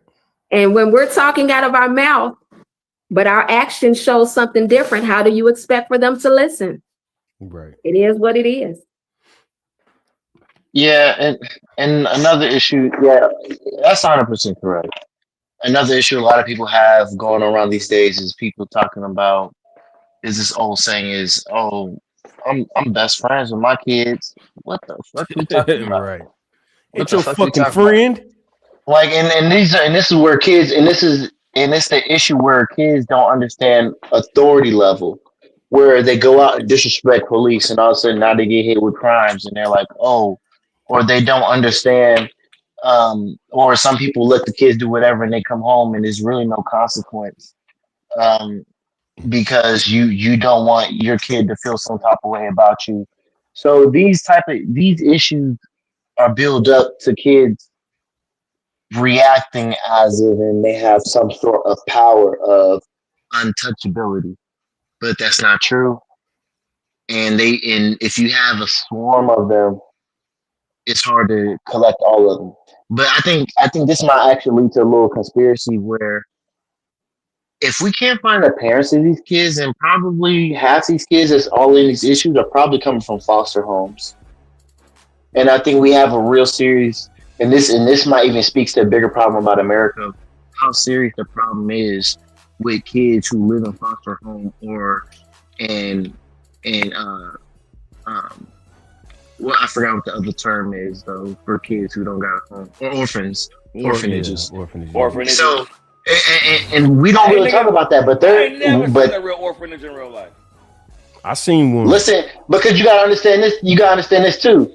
We're not also talking about the kids who get left in a home where they're not even where the parents are gone months at a time.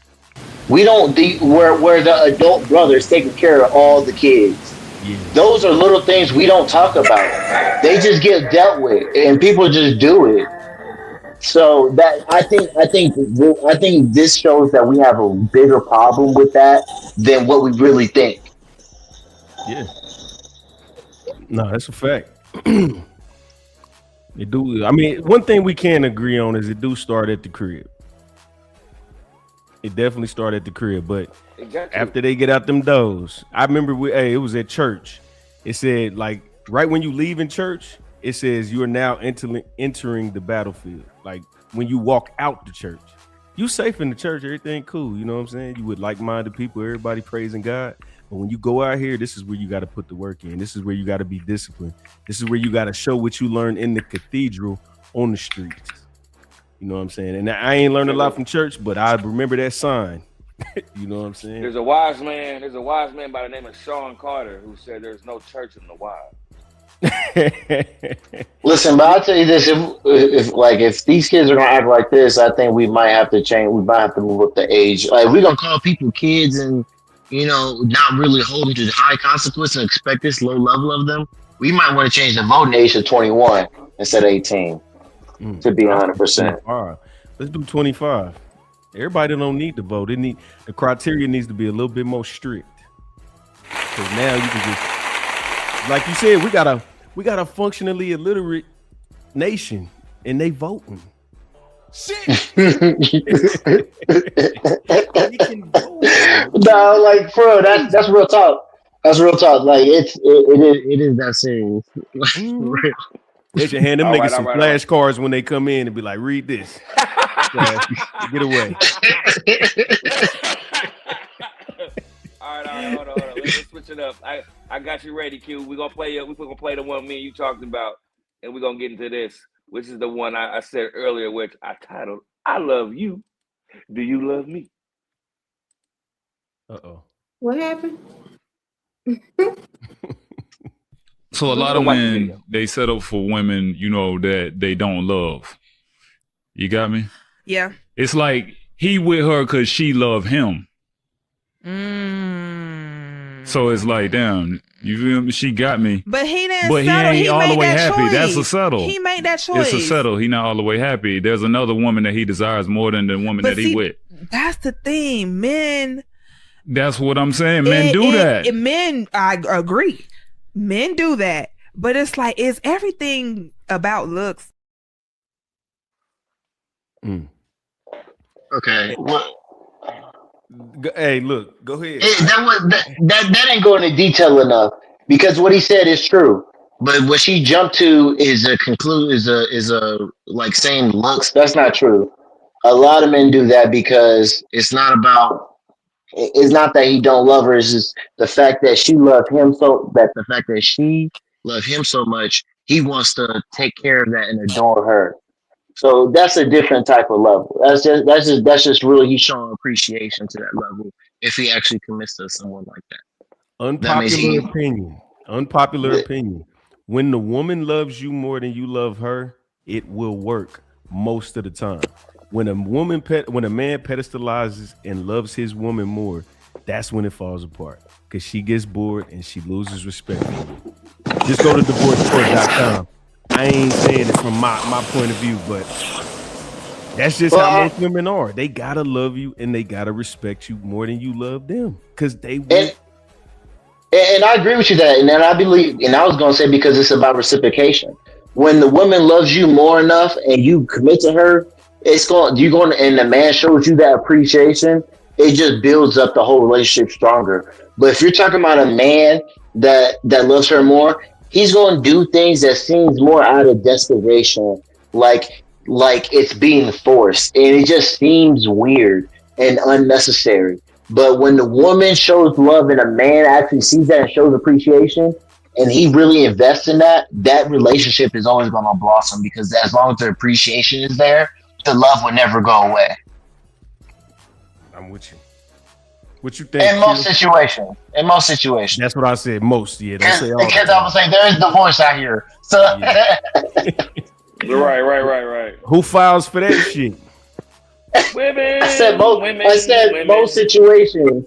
I said that's why I said appreciation, equalization, and you got to understand what she believes is.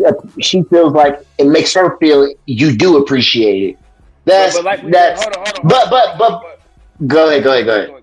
Well, I was going to say. No, I was going. What? Oh, my bad. Go ahead. Last thing I was just gonna say was just it's all about. But most dudes don't marry the person that loves them, though. That's the issue. Yeah, that's why they learn the hard way. What I was going to say is, we're talking about, you asked who goes to the divorce all the time, right? And it's like the numbers are like 80% women. It's some crazy high number. Am I right? Yeah. And so what I'm gonna say is the reason that is because of what we're talking about, where a man will stay in that relationship whether he's happy or not, and then the woman obviously sees that this is not a good relationship. Hey man, who is hey man? What happened? He can't start washing the dishes. It isn't me. He can't get out the tub, nigga. We trying to talk. It isn't the woman. It ain't the woman, right? Oh shit, that hurt. Go ahead. But like we saying is that men will stay in that relationship, whether it's an unhealthy relationship, they're not happy, whatever it is, they'll stay in it. But the woman's like, fuck it, I'm going to get a divorce because, you know, my happiness is more important. Can y'all agree with that, or am I tripping? I agree. I mean, yeah. Yeah. I mean, is that bad? Is that bad if she chooses her happiness? Is that bad if she chooses her happiness over marriage? It's terrible. It's not. Right. Because Yeah. Go ahead, Q. Yeah. I said, why'd you say it's terrible? Because it's no longer about that. That happiness is when y'all, before y'all married, hopefully you don't have children out of wedlock. This is, the original plan. Y'all do all that fun stuff and be happy and kick it and stay up late and sleep in late and, you know, have fun with y'all money. That's when it's about happiness. Once y'all get married, it's about responsibility and duty. It's not about happiness no more. So to leave because you're not happy, that is basically saying, I want to be a kid again. I don't like responsibility. I don't like structure. Marriage is a partnership, and most times, you know, most women, they want more of expectation than what men have. Meaning that we can be fine with just one car, a house. You know, it's always got to be more. And I ain't saying all women is like that, but majority of the women who's not happy, they always want more. They feel like they got to have more, right? Yeah. But it's only because they see other shit. Like, that's one thing I learned about city women and like women. I don't even talk to women that I'll be like, what's the population of the city you from? 18,000? All right, we can rock. You got 250,000 and up. I don't want to be with no woman like that because the people she hang around, we can have everything gold. And then she starts seeing her homegirl, look, my baby bought me a Lexus. I'm like, we've been cool with this Toyota for 10 years. Now this bitch done hung around with a Lexus bitch. We was solid. What's that movie with that little Tyler Perry movie when she was with the little small town dude and then that billionaire kept throwing money at her and she finally caved in? That's real life, my nigga. And it don't have to be in abundance like that. It's just a little bit better. I got a Coach bag. I got a Birkin bag. I was cool. She was cool with the Coach. The Coach was good. Then she see that Birkin and her mind get to working and then she get to twerking. Please stop. Please stop.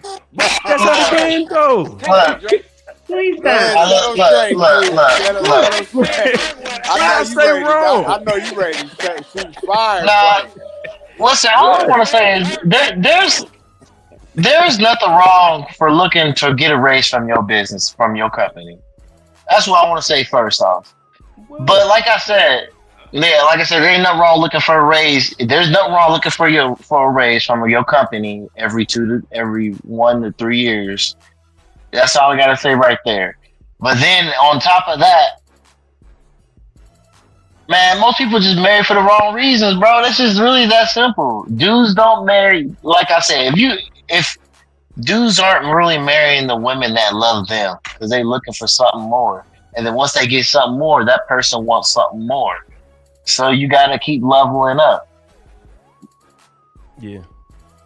But like I said, people, When do you know it's time to stop leveling up? When do you know okay, I've got to the maximum, the highest level I can actually reach? When do you know that?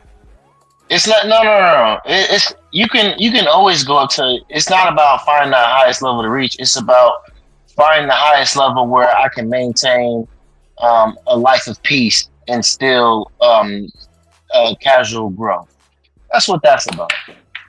You don't need to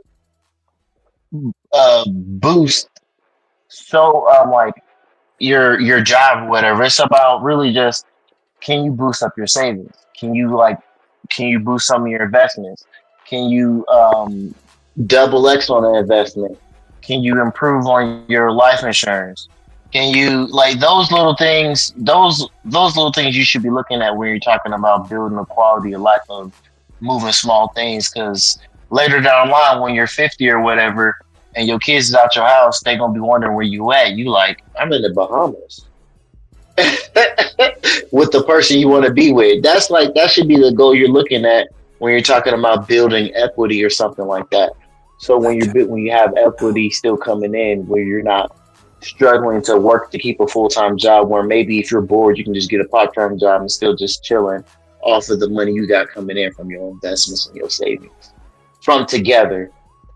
Because doing that together is always easier. You got any questions for these niggas? I see you over there, right? I see you. What questions you got? Talking to me. I see you, right? I know you got some questions for one of us. I'm not right. Well, I do have a question, but I want to. You said raises are important, and I agree. But I agree with that. That's actually a good. I'm going to steal that. I hope you don't charge me. Raises are important, but I also believe that as a woman receives her raise, that the man should receive his as well. We have to make this interesting. It has to be both ways, so that because we are a partnership, it has to look like a partnership. I think a lot of times our goal is relationship wise, or relationship wise, but not going to that going towards marriage. So I believe we put all this into the basic relationship, but our main thought is really not marriage. So you don't even know, once you get to marriage, you have no clue of what to do. I also know that for a fact, the percentage of women are the ones that ask for a divorce first. I want to say this as well. If I love you more than you love me, what's the benefit for me?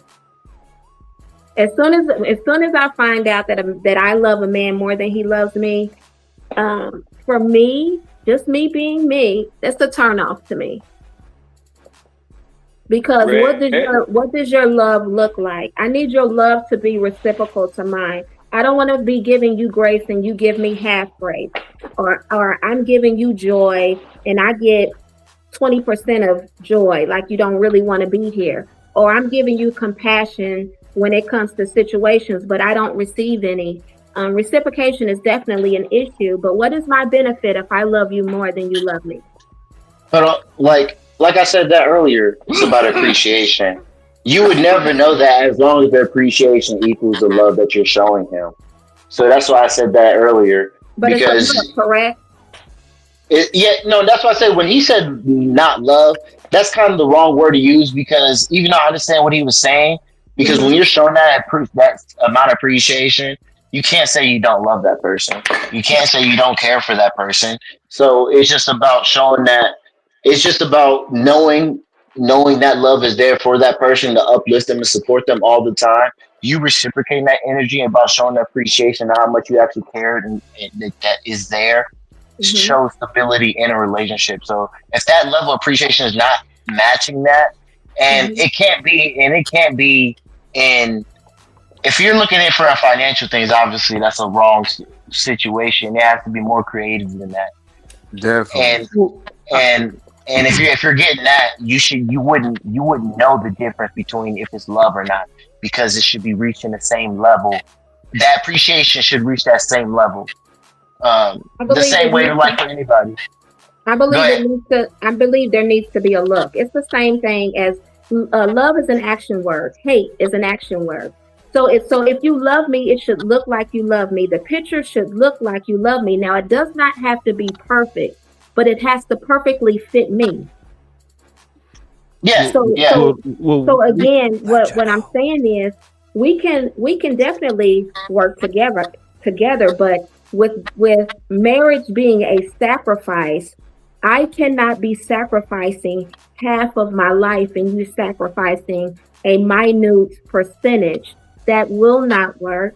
and I'd have to get right out of there. And no disrespect to you, that doesn't mean sometimes relationships don't go well because we're not choosing the right partner. Your choosing at the end of the day is the most important. Who are we choosing? But see, hold on, Q. That's the thing. What you just said, it happens all the time, just in reverse. It's the man pouring into women that don't have seeds in their soil. Go ahead. Okay, no, I'm just. That's what's happening most of the time. But the thing is the way we show each other love is different. Right. When and you I don't, agree. when your lights ain't never been off, when nobody has ever tried to violate you because they respect me and I'm protecting you, and you know what I'm saying, the kids got some don't talk to your mama like that, and you got respect that, not saying you didn't earn, but you don't even have to flex like that because you got somebody that you created with that already set the tone for you. That's me showing you love. So if we don't go on vacation, that's not me saying I don't love you. If we only go on dates once or twice a month, that's not me saying I don't love you. That just means I'm showing you in different ways. And the way you show me you love me is make sure when you step out this house, our relationship ain't in jeopardy. So let me say this. I agree with you because, and the reason why I say I agree because I've never been a materialistic woman. I provide more material than I take in. So I'm not a materialistic woman. So all of this money here and money there, that's not who I am. Now, every now and then I feel like you should shower me with a little something, but that's not my main goal. I want to know what your character and your integrity does. I want to know what you're doing when you're not in front of me. And I know that I'm a very intelligent woman. I want to know that you are supposed to be right here. Choosing is going to matter to me. But as you show how you love me, I needed to meet and to reach my language. Now, when it reaches me, it will then become perfect to me. It may not be perfect to nobody else, and it doesn't need to be because I don't need anyone's validation for my love. But when it comes to me and it reaches me, that is when you have reached my language. And I think that's very important. So everything of what you just said is very important. It's really not about having materialistic things that are going to be of no value tomorrow because you bought it today. That's not what that is. The thing is the love that you show, who you are, how authentic you are, how you sacrifice. Sacrifice is not a lot that any of us would want to do, but sacrifice is very important. That shows love all by itself. So we have to figure out what is the way that we show love. And love is a different look. We have changed the dynamic of love. And it's really not fair because love has a definition. No, I'm with you. Sure. Yeah. But you know what I say? I don't think the way that men show love has changed. I think the way that women have showed love has changed. Because let's say I meet you and I'm making, I'm good. I'm not rich. I'm far from poor. I got EK, hold on, cuz EK, you gotta mute up. You gotta mute up. EK in the tub again. Like I'm not muting you. I'm not trying to mute you to be disrespectful. You gotta mute up, cuz. Nah, but I'm sorry, Red. No, it's cool. Now I think that a lot of women don't understand that the things that we want from y'all is what y'all not willing to provide. Mm-hmm. And it's femininity. It's you know what I'm saying, some sort of submission, you know what I'm saying, loyalty and just things like that. That's your currency. We don't care how much money you make. You know what I mean? We just want to come home and not want to sit in the driveway for 30 minutes. That's the type of currency you provide. You know what I mean? And a lot of women, they'll be like, well, I bought them some Jordans and they want to substitute the value that they want to provide versus what the man wants and what the man needs from the woman. Men always provide what y'all need. Well, when you chose me because I showed that I can provide security and protection for one. And I might be handsome and I might have a little paper. You know what I'm saying? But overall, women are switching the dynamic, not men. We the same. Women are switching it up because women are becoming who y'all used to be. Let's just be honest about the conversation. Let's just be honest. Women are becoming who y'all used to be. And so you have to be honest. But again, that is reaching the woman that you want would again have to reach your language. So the woman that you choose as a man is going to make the difference in that. Again, it goes back to choosing. Who are we choosing? And a lot of men do not know how to be men, just like a lot of women do not know how to be women, in the stance that they are operating in the position that God gave them to operate in. I agree. I agree 100%. A lot of dudes are Yeah, that's soft. true. We strong. Yeah. I mean, I really don't have much more to say to that because I mean, I would agree with that. Just because, like I said, I think it's just all about appreciation. A lot of the terms of women was because they believe they showed a lack of appreciation of what motherhood was. But I think that's just propaganda that they showed on the media. But I believe men always showed appreciation to women. I think they wanted certain type of men that wanted to show appreciation to women. And it was the rich men who got all the women, so we didn't need to show appreciation because they was coming anyways. But the regular dude out here who just making making the money, getting by, got some money, got a little money, can go out every weekend if he wanted to, and he's just chilling at home, don't have too much, but got a little place in the car. People ain't looking for him. People don't think he got enough. But not only that, but that's only half the people. I believe a lot of women are looking for somebody like that, but when they meet someone like that, they believe they're not sure. I think it's a lack of faith of, is he going to be what I'm actually looking for? And I think, and I don't think that's the men's fault. I don't think that's the woman's fault. I think it's the real image that the media has put out there about, are you sure you can trust a person around you to really build with you? And it's just a society that we have grown into individualism. And the way you can tell that is how they place out video games now. There are no 2-player video games. It's because everything is about individualism. And when I mean 2-player games, I mean your homeboy come over, y'all play on the same release system besides 2K or NFL, the same basic stuff. But like there's not. And so society as an individualism, is hard for people to trust other people with their hopes and dreams to really build with. So when people see a regular person, they're not sure. And that's all of that. That's church. I want to piggyback off of what you said really quick, because I do want to talk to the women. The thing that the men are saying on panel is totally true. We have to be honest as women. There are more women.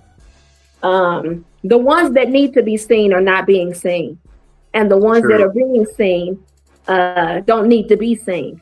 I'm just going to be honest. But a lot of times, ladies, we do talk about we want that man that makes that 6 figures, and really you have to be honest.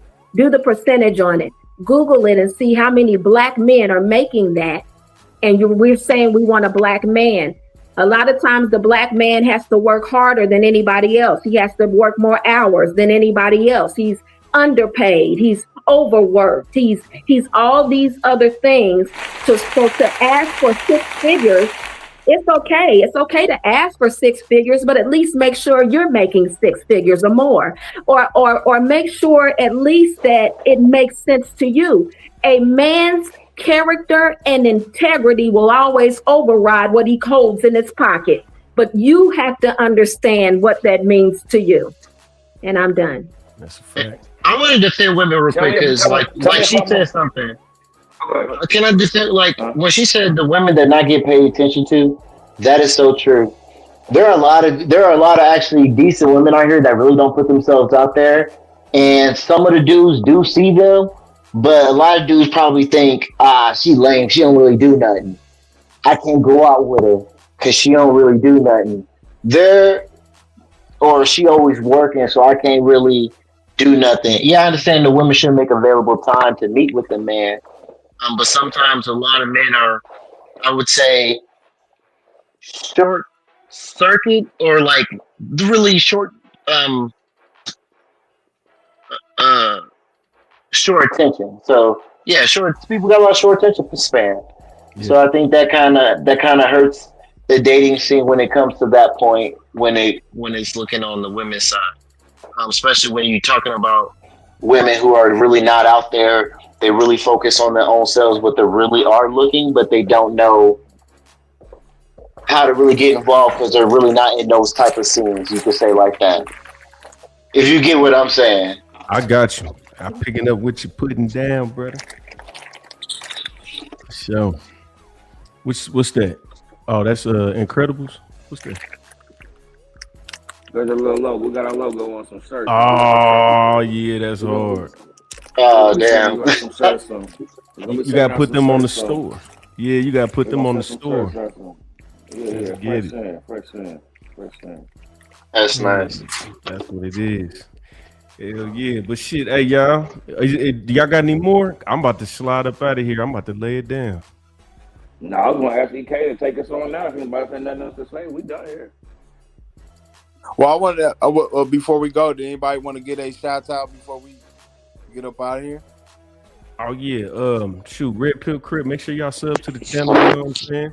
Nice to meet Q and Irv. I've been seeing y'all. I just ain't been. I be in the background just listening most of the time, but definitely nice to meet y'all. Salute to Let You Know podcast. Please sub to the channel. You know what I'm saying? Trying to hit 10K. I've been grinding pretty hard, so just tap in with me. Yeah. Good content over there. Real good content over there, man. I appreciate you, brother. Always, bro. Yes. Nah, I ain't got no shout out. Appreciate talking to you fellas and lady out here. Yeah, it was real good. This was a real good conversation out here. I just really hope the young people out here get an understanding of what they really about to step into out here with this world, and really just the culture need to get itself together before we get obliterated out here. But shout out to the people. Obliterated. You? Hey, shout out to the panel. Also, shout out to the audience. And just remember, I love y'all, so it's no hard feelings. I love talking though, but yeah, shout out to everybody. Good night. Well, shout out to everybody that was watching. Yeah, NOO. You got something to say? You want? I got one thing to say, man. It's the only thing I gotta say, man. It's one thing I gotta say.